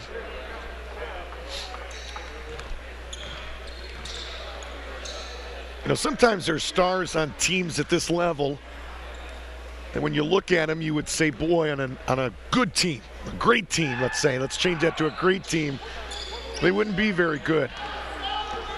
And I'll tell you about Ethan Ammon, this young man would be a star on just about any team, as Russell got free and put it in. Boyce is going to get beat badly tonight, barring some kind of major comeback, but this is a young man that has a lot of tools and has had a great career, arguably the best maybe in Boyce history. Has Ethan Ammon, jumper by Hendricks is up and right there. 7 for Hendricks, 72-38.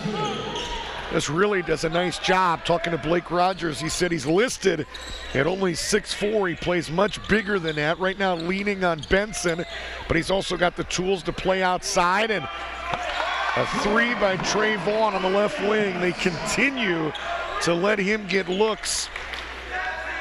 A lot of uncontested looks, and Trey Vaughn gonna kill you with those. 75-38. Farley for 3, no, but Russell fouled him in the act of shooting that 3-pointer, and Farley will go to the line and shoot 3. First on Wesley Russell, 4th on the team.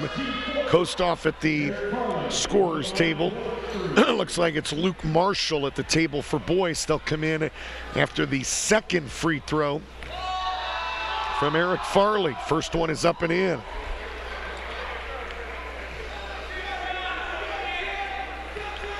Six points for the sophomore from Owensboro.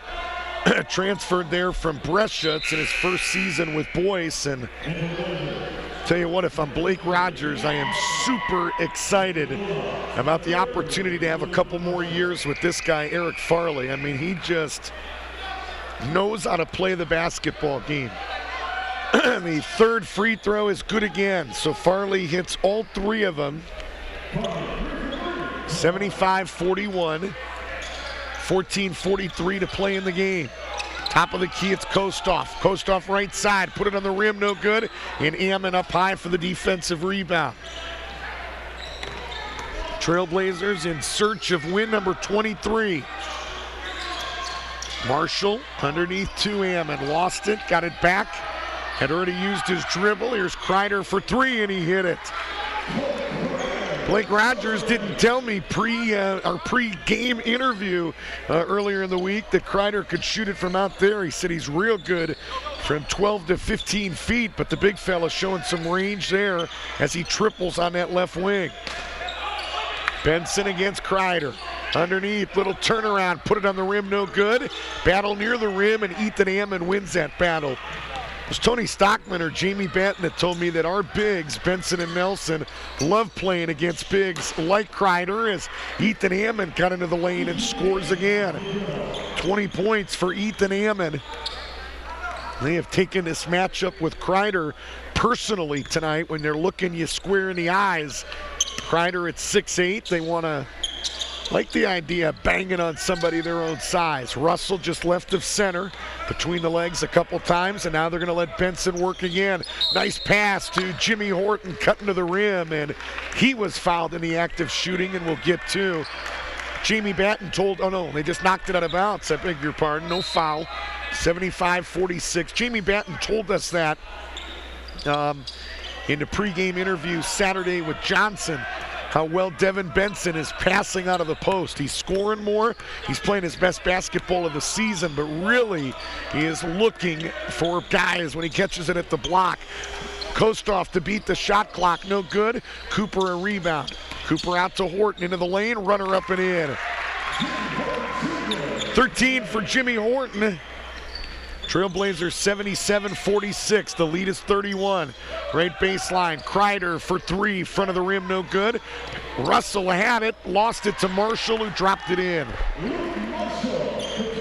Sophomore from Cadiz, Ohio, in the books with his first points. And Jimmy Horton's pass out in transition. Slapped out of bounds by Ethan Ammon. Here comes Danny Schrock as Wesley Russell will sit down. And Kostoff has checked in as well. Kostoff, Schrock, Benson, Cooper, and Horton, 5 reserves on the floor right now. And Ben Akers, the 6'5" freshman from Danville, Kentucky. Interesting story. Blake Rogers said he would be the first guy off the bench, and he is one of the last off the bench tonight. 77-48, checks in with 12:41 to play in the game in a 29-point deficit. Interesting to say the least. Here's Marshall for three, no good. And Danny Schrock boxing out big Cole Kreider underneath.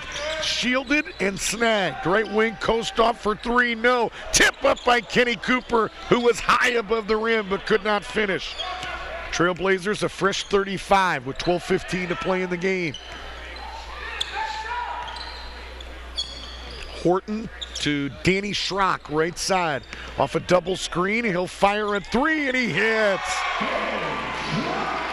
5 points for the freshman from Sugar Creek, who averaged 21.3 points per game at Wayne High School. Won a state championship back in 2011. Danny Schrock, good-looking freshman. Ammon, dribble drive, sets up Kreider, little jump hook, missed everything. Ammon an offensive rebound, double pumped, and Cooper took it away. Cooper an outlet to Horton. Horton to the right wing, and Milan Kostoff. Kostoff will bring it back out and reset with 22 on the shot clock.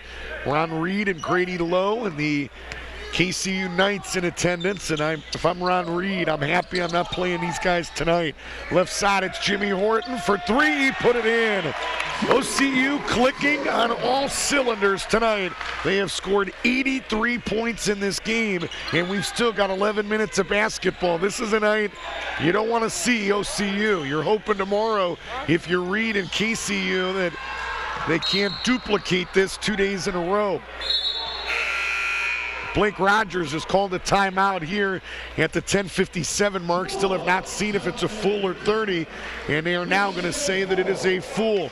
10:57 to play in the game. OCU 83, Boyce 48. You're watching the MidEast Region semis here on the OCU Trailblazer Basketball Network. You're watching the NCCAA Division II MidEast Region Finals. Today's exciting tournament action brought to you in part by Domino's Pizza. Handmade pan pizza with 2 layers of cheese, toppings to the edge, and a crust made from fresh dough. Domino's Pizza of Circleville, located on Lancaster Pike. Subway, eat fresh. Subway, eat fresh. Service Master Clean by Todd George. They will help you get clean and stay that way at work and at home. 740-687-1077. Fairfield Christian Academy is pleased to offer students from preschool to high school an education of excellence, mid-state league sports, archery, media, drama, and music. Learn more at fairfieldchristianacademy.com.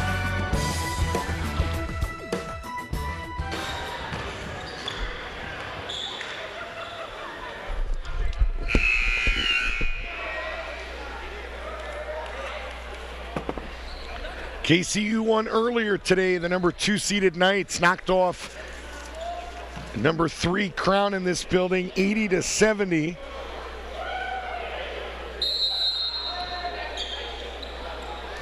They will play the MidEast Region Championship, and Trailblazers now under 11 minutes away from punching their ticket to that championship game. Ammon left side, no good. Kreider's putback, no good. Ammon got it, leaned and hung, extended, no.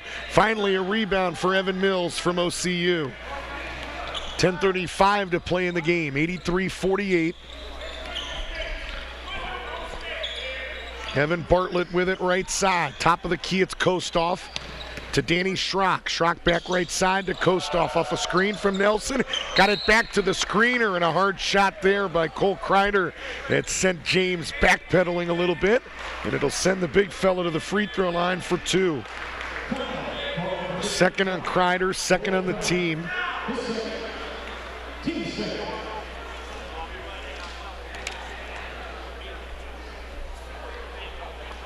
First one is up and in for James Nelson. Lady Trailblazers won earlier today, 60-43 over number 3 Johnson. So Nelson with 7 points in this game as he makes the first free throw. One more for the senior from Dayton, Ohio. Bends the knees and fires and hits again. James Nelson, 8 points, 85-58, the advantage. Beginning to test my math skills a little bit. 27 underneath. Shot no good by Keegan DeWitt. DeWitt lost the basketball. It's taken away by Kostoff. 3 on 3. Kostoff to Mills. Mills down the baseline. Bounced twice, still got to Schrock. Here's Bartlett for 3, no good. Mills an offensive rebound. Back out to Bartlett. Schrock underneath and threw that one away. And fortunate to live to talk about it as it was Evan Mills that was not sealed yet. Schrock needed to wait a split second, allow Evan Mills to get officially sealed underneath at that left block. Threw it a little bit early, and fortunate that Ethan Ammon wasn't able to keep it in play. 9:48 to play in the game. Evan Mills left baseline, back out to Kostoff. Thought about a 3, instead puts it on the floor. Hands it off to Bartlett, and the way that typically works is if dad works, child goes to school for free. So probably will follow wherever Mr. Kreider decides to teach people about music is probably how that will work. And I bet you Blake Rogers is hoping and praying that Mr. Kreider continues to call SBTS home for a long time, at least 3 more years. First free throws up and in for Cole Kreider. He's got 6 points in this game, and he'll have 1 more. Here comes Farley. Talked a lot about him, and he was impressive yesterday and impressive today. 8 points but it's just the mindset. Mandy Ray kind of talked about it, touched on it with the Johnson women. There's just a different mindset, a different demeanor with Johnson now. Doug Carnes has brought in some players that are competing. They believe there's a different spirit about them, and the mindset of Farley is, I'm 5'10", but I'm still going to get into the lane, and you're not going to stop me, as Evan Bartlett lost it out of bounds. And give credit there to Ethan Bruner, the senior, who continues to fight and played good defense there to force the turnover. 85-50. And sometimes you can't teach that spirit. Sometimes at this age, by 20 or 21 years old, you either got that spirit or you don't. And you need it.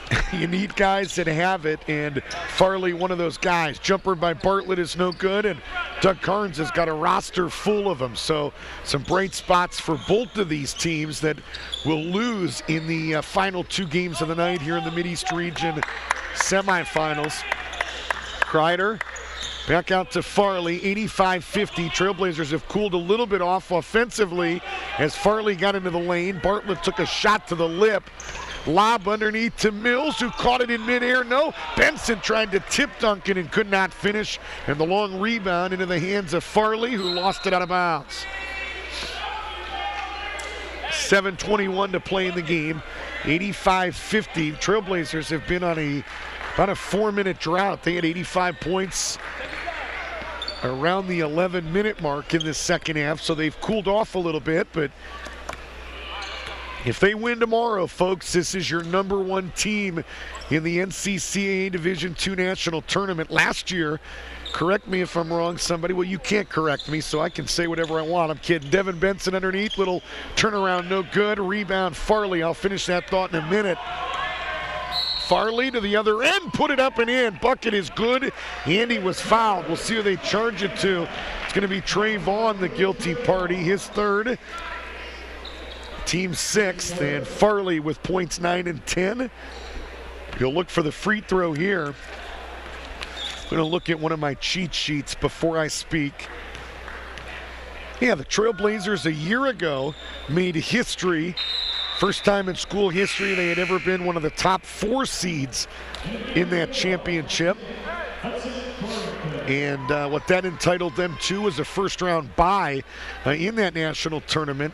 Top 4 seeds do not play on Tuesday. Seeds 5 through 12 do have to play, and so that was an advantage. And now they take it a step further with a win tomorrow over KCU. For the first time in school history, they will be the #1 seed in that national tournament as Benson nearly did the spectacular. He couldn't finish, but Mills did. So this team just continues to go to new heights. 3rd place finish a year ago was the best ever in school history, and they're not looking for 3rd in Springfield this year, I can tell you that. Shot underneath, no good, and a putback is no good, but it's Hudson Currington that was fouled, and he'll step to the line and get 2. Benson, the guilty party, his second, team 7th, and first time we have seen the freshman from Adrian, Michigan, a youth ministry major at Boyce College. Boyce, school of about 700, not about, 706 students. There's no about to that. That's an exact number that was given by Blake Rogers, who should know that information as the director of the undergrad admissions. So he said located on the campus of Southern Baptist Theological Seminary, affiliated with the Southern Baptist Convention, as the second one is up and in for Currington. So he splits a pair, 87-54 as we near 6 minutes to play. School founded in 1974, 12 majors, 10 of them ministry related. Couple others, humanities and elementary ed, as Mills had it hang on the rim momentarily and then dropped in. The dramatic pause finished near the rim by Evan Mills. 89-54, the lead is 35. Farley, right side 3 is up and in by Ben Akers. Joe Collier to the table. Marshall to the table for Boyce. Right side Mills for 3. Off some dribble drive by Evan Bartlett, and he hits. 15 for Evan Mills, 92-57. Right side, it's Farley. Little runner, in and out, no good. Kreider had the rebound, lost the basketball, and it ends up in the hands of Evan Bartlett. Bartlett left side, Trey Vaughn, another three. He hit again. 24 for Trey Vaughn tonight. One of three Trailblazers in double digits. I have it as 9 different Trailblazers have scored. Vaughn with 24, Horton with 16, and Evan Mills with 15 to lead OCU. Farley into the lane, spun it around the rim, no good. Rebound Wesley Russell. Under 5 minutes to play, 95-57. Right baseline, Vaughn to fire another three, no good. And a good box out there by the freshman Hudson Currington for Boyce. Men's basketball, the only intercollegiate sport at Boyce. And Wesley Russell and Ethan Bruner tied up, and they're going to call a foul on Wesley Russell that is going to allow a whole heck of a lot of subs to enter this basketball game for both of these teams. A brand new 5 for OCU. Horton, Schrock, Kostoff, Cooper, and Joe Collier come in at the 4:26 mark. And OCU with the lead, 95-57. You go down to Boyce, though, it's not just 706 students in the undergrad. You've got Southern Baptist Theological Seminary, and because of that fine graduate school. First free throw by Bruner is up and in. That's another 2,000 students on campus, 4,400, along with the online program and extension centers, as they call it. And tell you what, they hosted the MidEast region tournament down there a year ago, and it was one of the best that I have seen. I've been covering this level in this region for 20 years, and very, very nice facility. Schrock got free, jumper up and in. OCU fans happy as he broke down one of the Boyce defenders. And Danny Schrock with a 7-point night. It's 97-59. Right side, Currington, the lefty, fires a three, no good. Kreider, an offensive rebound, his putback, no good. Tip up and in, underneath by Luke Marshall, the sophomore from Cadiz, Ohio. One of 2 Buckeyes on this roster. Ethan Ammon, the All-American senior from Cincinnati. Kenny Cooper underneath, double teamed, trying to go cross-court, dangerous pass deflected by Keegan DeWitt. Still got to Schrock. Jimmy Horton nearly lost it to Collier. Back to Horton with 13 on the shot clock. 3:30 to play in the game. Trailblazers 97, Boyce number 5, 61. Collier with 5 on the clock. Back to Schrock. Schrock with 3. Underneath Kostoff, going to try to get it up. At least got it on the rim, and it kept it alive. A fresh 35. Cooper works the baseline. Underneath to Collier. Rainbow shot over Kreider's hands, and he put it in. First 2 for the sophomore from Canal Winchester High School, Joe Collier. 99-61. To win on the baseline, his pass deflected and taken away by OCU. It's a 3-on-1. Horton underneath to Collier, who couldn't handle it. It's taken away by Currington for Boyce. 2:40 to play. Currington to the rim and pinballed around and would not drop in. Rebound Milan Kostoff. Trailblazers are going to get win number 23. They're going to improve to 11-0.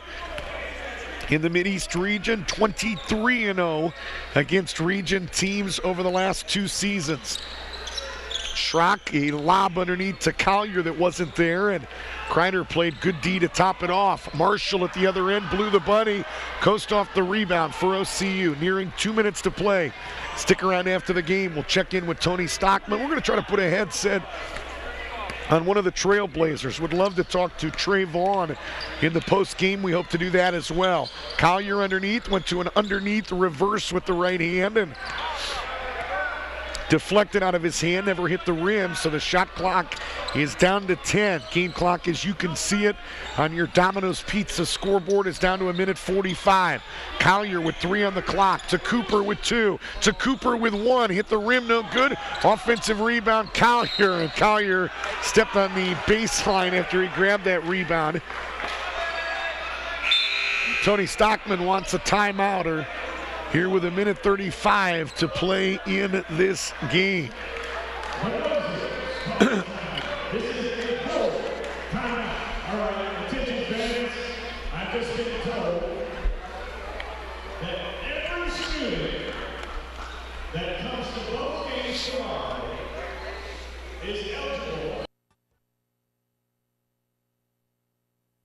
You're watching the NCCAA Division II MidEast Region Finals. Today's exciting tournament action brought to you in part by Domino's Pizza. Handmade pan pizza with 2 layers of cheese, toppings to the edge, and a crust made from fresh dough. Domino's Pizza of Circleville, located on Lancaster Pike. Subway. Eat fresh. Subway. Eat fresh. Service Master Clean by Todd George. They will help you get clean and stay that way at work and at home. 740-687-1077. Fairfield Christian Academy is pleased to offer students from preschool to high school an education of excellence, mid-state league sports, archery, media, drama, and music. Learn more at fairfieldchristianacademy.com. Attaboy, Bub. Attaboy, Bub. Get. Just made an announcement in this building. If you're a student watching the broadcast tonight from OCU, you show up tomorrow, watch both games, and President Smith, your name will be in a hat. The president's going to come out near the volleyball line here and shoot a 3 or shoot a shot from there. It would be longer than a 3. It's 2 attempts. If he makes one of them, he will then go to that bucket or the hat with all the names in it, and he's going to pull out one name and give out a $1,000 OCU scholarship tomorrow. That would motivate me to be here at 1-3, and the basketball would motivate me as well. It should be fun as Collier missed a little 12-foot turnaround. Rebound Boyce to the other end, offensive foul. As Luke Marshall, this guy needs to be playing linebacker somewhere. Second foul on Luke Marshall. Urban Meyer needs to be down here tonight after that shoulder dip by Luke Marshall. He said, I am getting to the rim no matter what. And the referee said you got to the rim and you just picked up your second personal foul. 99-61, Horton into the lane, and he went up high, and Hudson Currington hammered him down low, and Jimmy Horton will shoot 2 here with 47.6 seconds left. So if this was a Cleveland Cavs game, the fans would be very interested in these free throws from Jimmy Horton. So Chalupas would be on the line, or they used to be on the line. So I did some work with the Cavaliers back in the day, and unfortunately it was in the Sean Kemp era. And let's just say we didn't give out very many chalupas when you had Sean Kemp, Brevin Knight, Michael Cage, the worst shooter to ever put on a uniform in the NBA. Kenny Cooper, tip no good. Jimmy Horton, an offensive rebound. That was a bad basketball team. The Taco Bell loved all the advertising and never gave out very many chalupas. 100-61 as Collier just tried to hit a 3. Coast off an offensive rebound, and the shot clock is off. So Milan, as long as Keegan DeWitt will give him some room, and they're going to call a 5-second violation. Hey, Keegan DeWitt, he's got friends in Nicaragua watching this game, and doggone it, you better be impressed with the defense there in a 39-point game. That young fella still busting his tail playing defense. All Milan Kostov wanted to do was dribble out the clock, and Keegan DeWitt said, we're not going to let that happen. So OCU gives it over to Boyce on the turnover. 3 left side by Hendricks, playing his final game as well, is no good. And that will do it. It is a final here in the MidEast Region semifinals. OCU a winner 100-61. Coming up, the postgame show. We'll check in with Tony Stockman. We hope to put a headset on one of the Trailblazers as well, and we'll get you set for tomorrow, which is going to pit OCU and KCU against each other again in the MidEast Region Finals on the men and the women. We'll have those games for you coming up tomorrow at 1 and 3. Airtime with the pregame is 12:40. We'll take a break here, a 3-minute timeout. Tony Stockman and some final numbers coming up next here on the Ohio Christian University Trailblazer Basketball Network.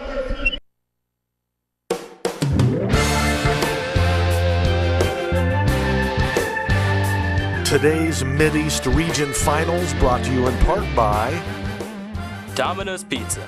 Handmade pan pizza with 2 layers of cheese, toppings to the edge, and a crust made from fresh dough. Domino's Pizza of Circleville, located on Lancaster Pike. Subway. Eat fresh. Subway. Eat fresh. Service Master Clean by Todd George. They will help you get clean and stay that way at work and at home. 740-687-1077. Fairfield Christian Academy is pleased to offer students from preschool to high school an education of excellence, mid-state league sports, archery, media, drama, and music. Learn more at fairfieldchristianacademy.com.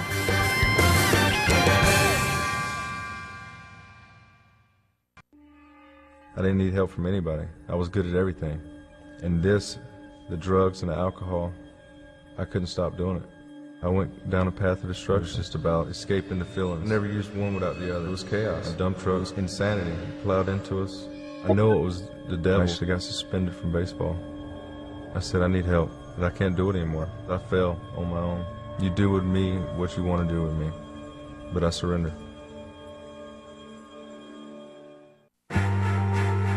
Coming home can be hard if you're a veteran of Iraq or Afghanistan. You may feel like you're all alone, but you're not alone.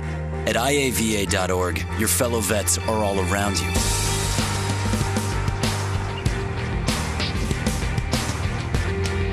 Join our free online community, get the resources you need, and connect to other vets who know where you're coming from. IAVA.org. We've got your back.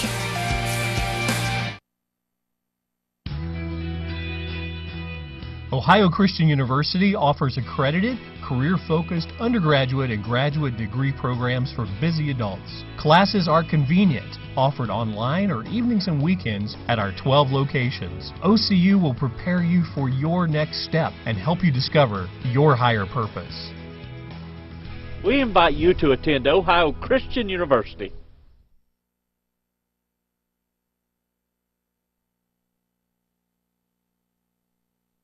As we said, has made a promise that he's going to shoot a couple shots from the volleyball line tomorrow, and if he makes one of them, he's going to draw a name and give out a $1,000 scholarship to one of the OCU students in attendance. And one of those OCU students is Trey Vaughn, that's going to maybe ask to have his name in the hopper for $1,000. You'll be here tomorrow for both of them. You were here tonight.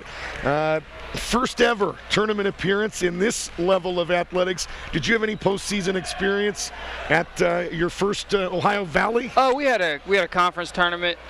We never made it out of the first round. We lost both times. But I mean, so it was nice to finally get a win in the postseason, man. It was exciting. It was very exciting. What was going through your mind this week with postseason coming up? Were there nerves? Was there preparation, man? It's a whole new season. You know, I've had a couple injuries here and there, and we've had our ups and downs as a team, and we've really decided, we're gonna come together and get to have one goal and get it done this year, man. What is the injury update on Trey Vaughn? How you feeling right now? I'm feeling great, man. Finally, Miss Nicole got me right. My ankle's feeling good, man. Feeling real good. Good. So. Well, you guys got off to a good start tonight. I know Tony's really been preaching. Like you said, new season. Let's get out. Let's send a message. You did that. They got in that matchup zone. I was surprised how much room they gave you in that zone. Were you surprised? Oh yeah. I'm always surprised when teams come out in zones against me, man. I love it. The zones come, my eyes get wide, man. But it's one thing if they're going to zone. You got to realize where Trayvon is at all times, and Right. it just seemed like they didn't do that. The scouting report got lost in the mail somewhere. Must have. Team effort today looked like one of the best halves of the year in that first half. How did you see it? Definitely. We was all sharing the ball. We probably had, 15 assists, something like that. Yep. Sharing the ball, running. We was playing D too, locking up, man. So that's what we. If we stop teams, nobody's gonna outscore us. It just depends on whether we want to stop teams, and we came with that mindset today. Yep. And you have KCU now tomorrow, third meeting against them, a team that, being real honest, kind of let them hang around a little bit in the first two meetings. How important is it going to be to have a good first 20 minutes tomorrow? Hey, we got to come out, just like we did tonight, locking them up and, just running, getting out in the open court, getting the easy buckets that we can create on defense. But, we definitely have some unfinished business with them, letting them hang around like they did. Let's talk scouting report. What aspect of KCU concerns you the most? There's got to be something that they have done that's caused problems, and where do you feel like you guys have an advantage? Definitely the point guard.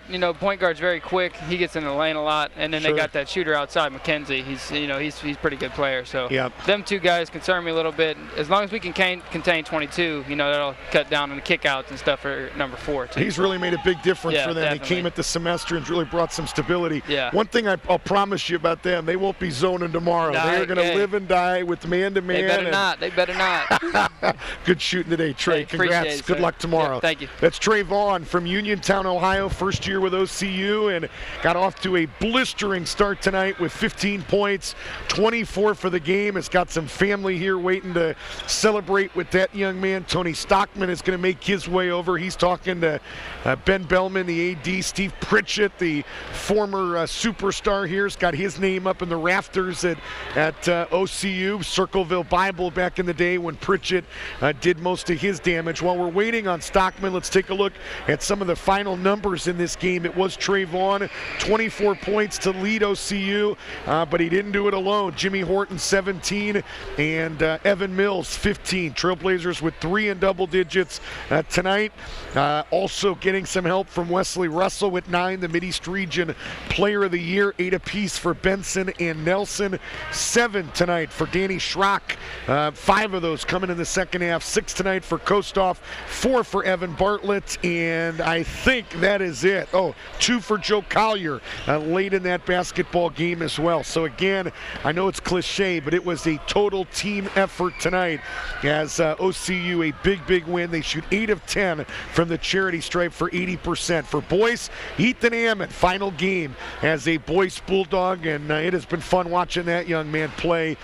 Just a good athlete, a good Christian athlete is Ethan Ammon, and we say congratulations to him on a great 4-year career. 20 points tonight, joined by Eric Farley in double digits with 11.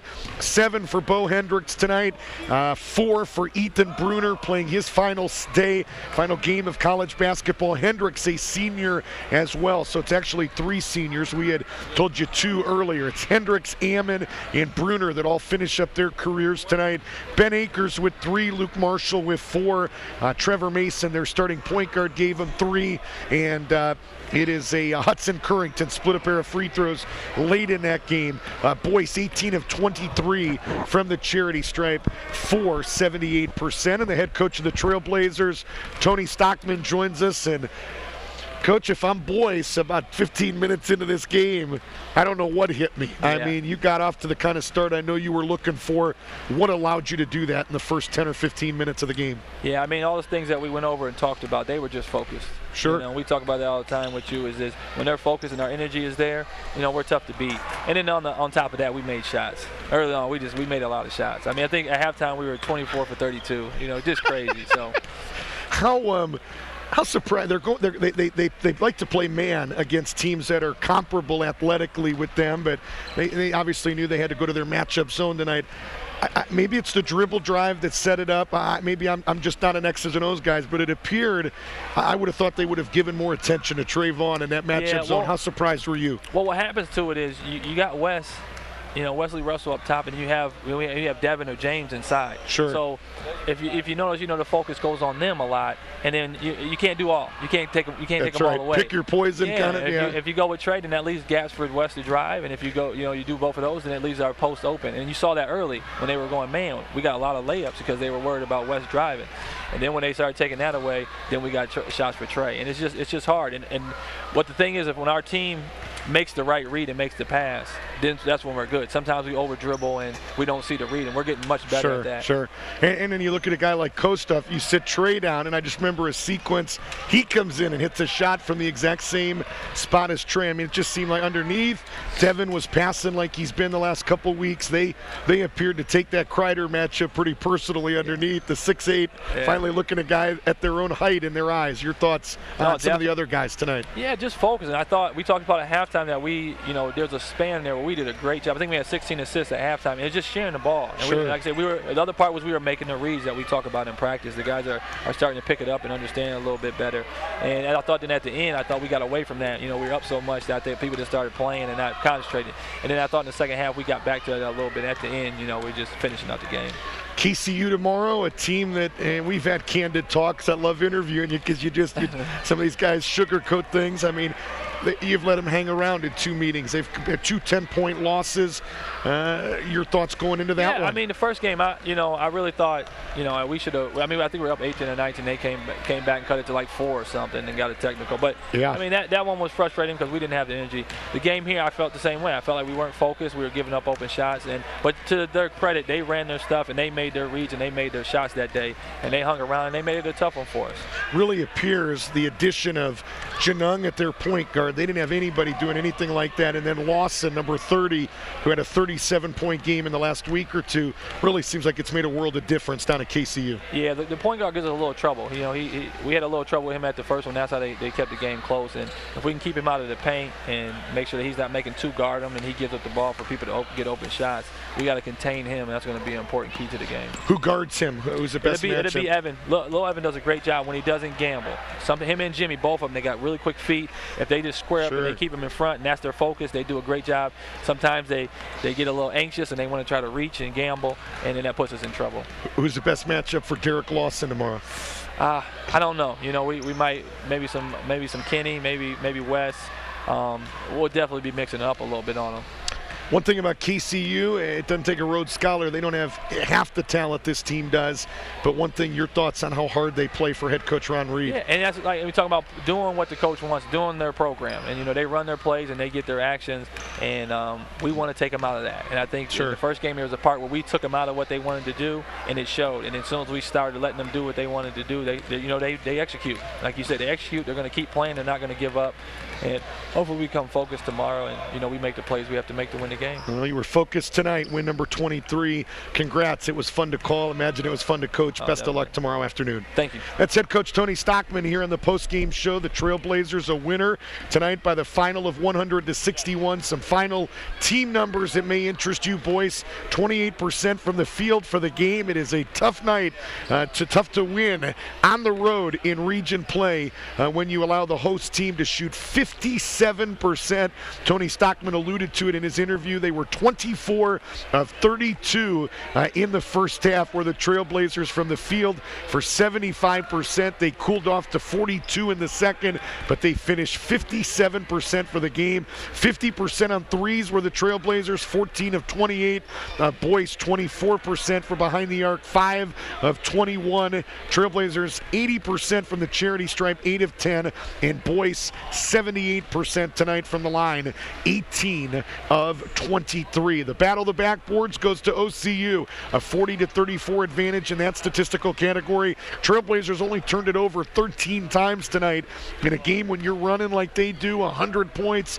I think Tony Stockman would be real pleased with that. They forced 20 Boyce turnover tonight as well. Leading rebounder in this game for Boyce was Cole Kreider, their good-looking freshman. Again, they list him as a junior, but a freshman athletically, 6'8" freshman at 8 8 points and 9 rebounds tonight at the post for Boyce. Leading rebounder for OCU tonight with 7 caroms was Evan Mills and Kenny Cooper. Leading assist man for Boyce, 3 assists tonight for Eric Farley. And unofficially tonight, well, it's official, it's in the books. How about Wesley Russell tonight, who kind of gets lost in all of these other guys scoring double digits. He only finishes with 9 tonight. But don't miss this. This is why you stayed up for the postgame show. 11 assists and no turnovers tonight for the Mideast Region Player of the Year. May I say that again? He dishes out 11 dimes tonight and does not turn the basketball over. One time as he was coming through the postgame huddle, he said, Rick, give me a shout out. And Wesley, I'm going to give you a shout out with that right there. 11 assists, no turnovers. You keep doing that, young fella, and OCU is going to keep winning basketball games. Trailblazers dished out 25 assists as a team. You compare that with Boyce with only 9 assists. What 9 assists says to me is a lot of one-on-one. A lot of guys trying to do their own thing. With OCU tonight, they made the extra pass. As Tony Stockman talked about it, they were extremely unselfish, and 25 assists. That's why you shoot 75% from the field and a half, because you're extremely unselfish. And it usually means you're getting pretty good shots. So let's set the stage. Let's wrap up today. First of all, earlier today, our first game, it was KCU, the 2 seed, winning 80-70 over number 3 Crown. They advanced to the Mideast Region Final. Second game of the day saw OCU women, the 3 seed, the 2 seed, I beg your pardon, beat number 3 Johnson 60-43. And in the nightcap tonight, it was OCU, the number 1 seed, and they showed why they have been the number 1 team in the country the last 2+ months with a dominating 100-61 win over the Boyce College Bulldogs. So setting the stage for tomorrow, it's real easy. It's been this way for many, many years. It's OCU and KCU for the region championships, and it's interesting because OCU is going to be in both national tournaments now. Now that they have advanced, there is a lot more pressure on the team from Grayson, Kentucky. The only way KCU gets in on the men's side, they have to win the Mideast Region. As the number 1 seed, if OCU were to be beat tomorrow, they're still headed to Springfield, Missouri. On the women's side of things, the Trailblazer women as the host school are going to the national tournament. If KCU were to get beat in this building tomorrow, there is a possibility that the 6-time defending NCCAA national champions could possibly not be in this national championship, which would be staggering to say the least. So we hope you'll tune in tomorrow. It's OCU and KCU. The women at 1, the men at 3. We'll go on the air with the pregame show at 12:40, an interview with Mandy Ray. Starting lineups will count you down to the tip-off. I want to say thanks to these guys from Fairfield Media around us with all these cameras, JT Burcham and his crew that got here early, stayed late, and have done a fantastic job running cameras tonight and making me look good as you can do with that, and just doing everything they do. Appreciate these guys. Many of them students at Fairfield Christian School down the road in Lancaster, a fantastic Christian school if you're looking for a place to educate your child in a Christian environment.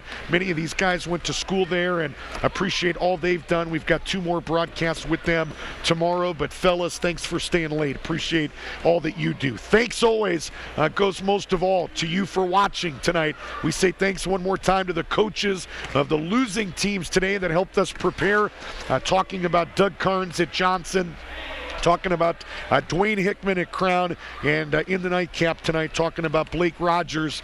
All the information that we give to you was given to us by those 3 gentlemen, and we say thanks for that. So thanks also to Ben Bellman and the crew at OCU. But again, thanks most of all to you for watching. We'll talk to you tomorrow, 12:40, as we count you down to the opening tip of OCU and KCU in the Mideast Regional Finals. Until then, it's Rick Cooper, the voice of the Trailblazers, saying so long from the Maxwell Leadership Center. OCU, a dominating performance in the nightcap.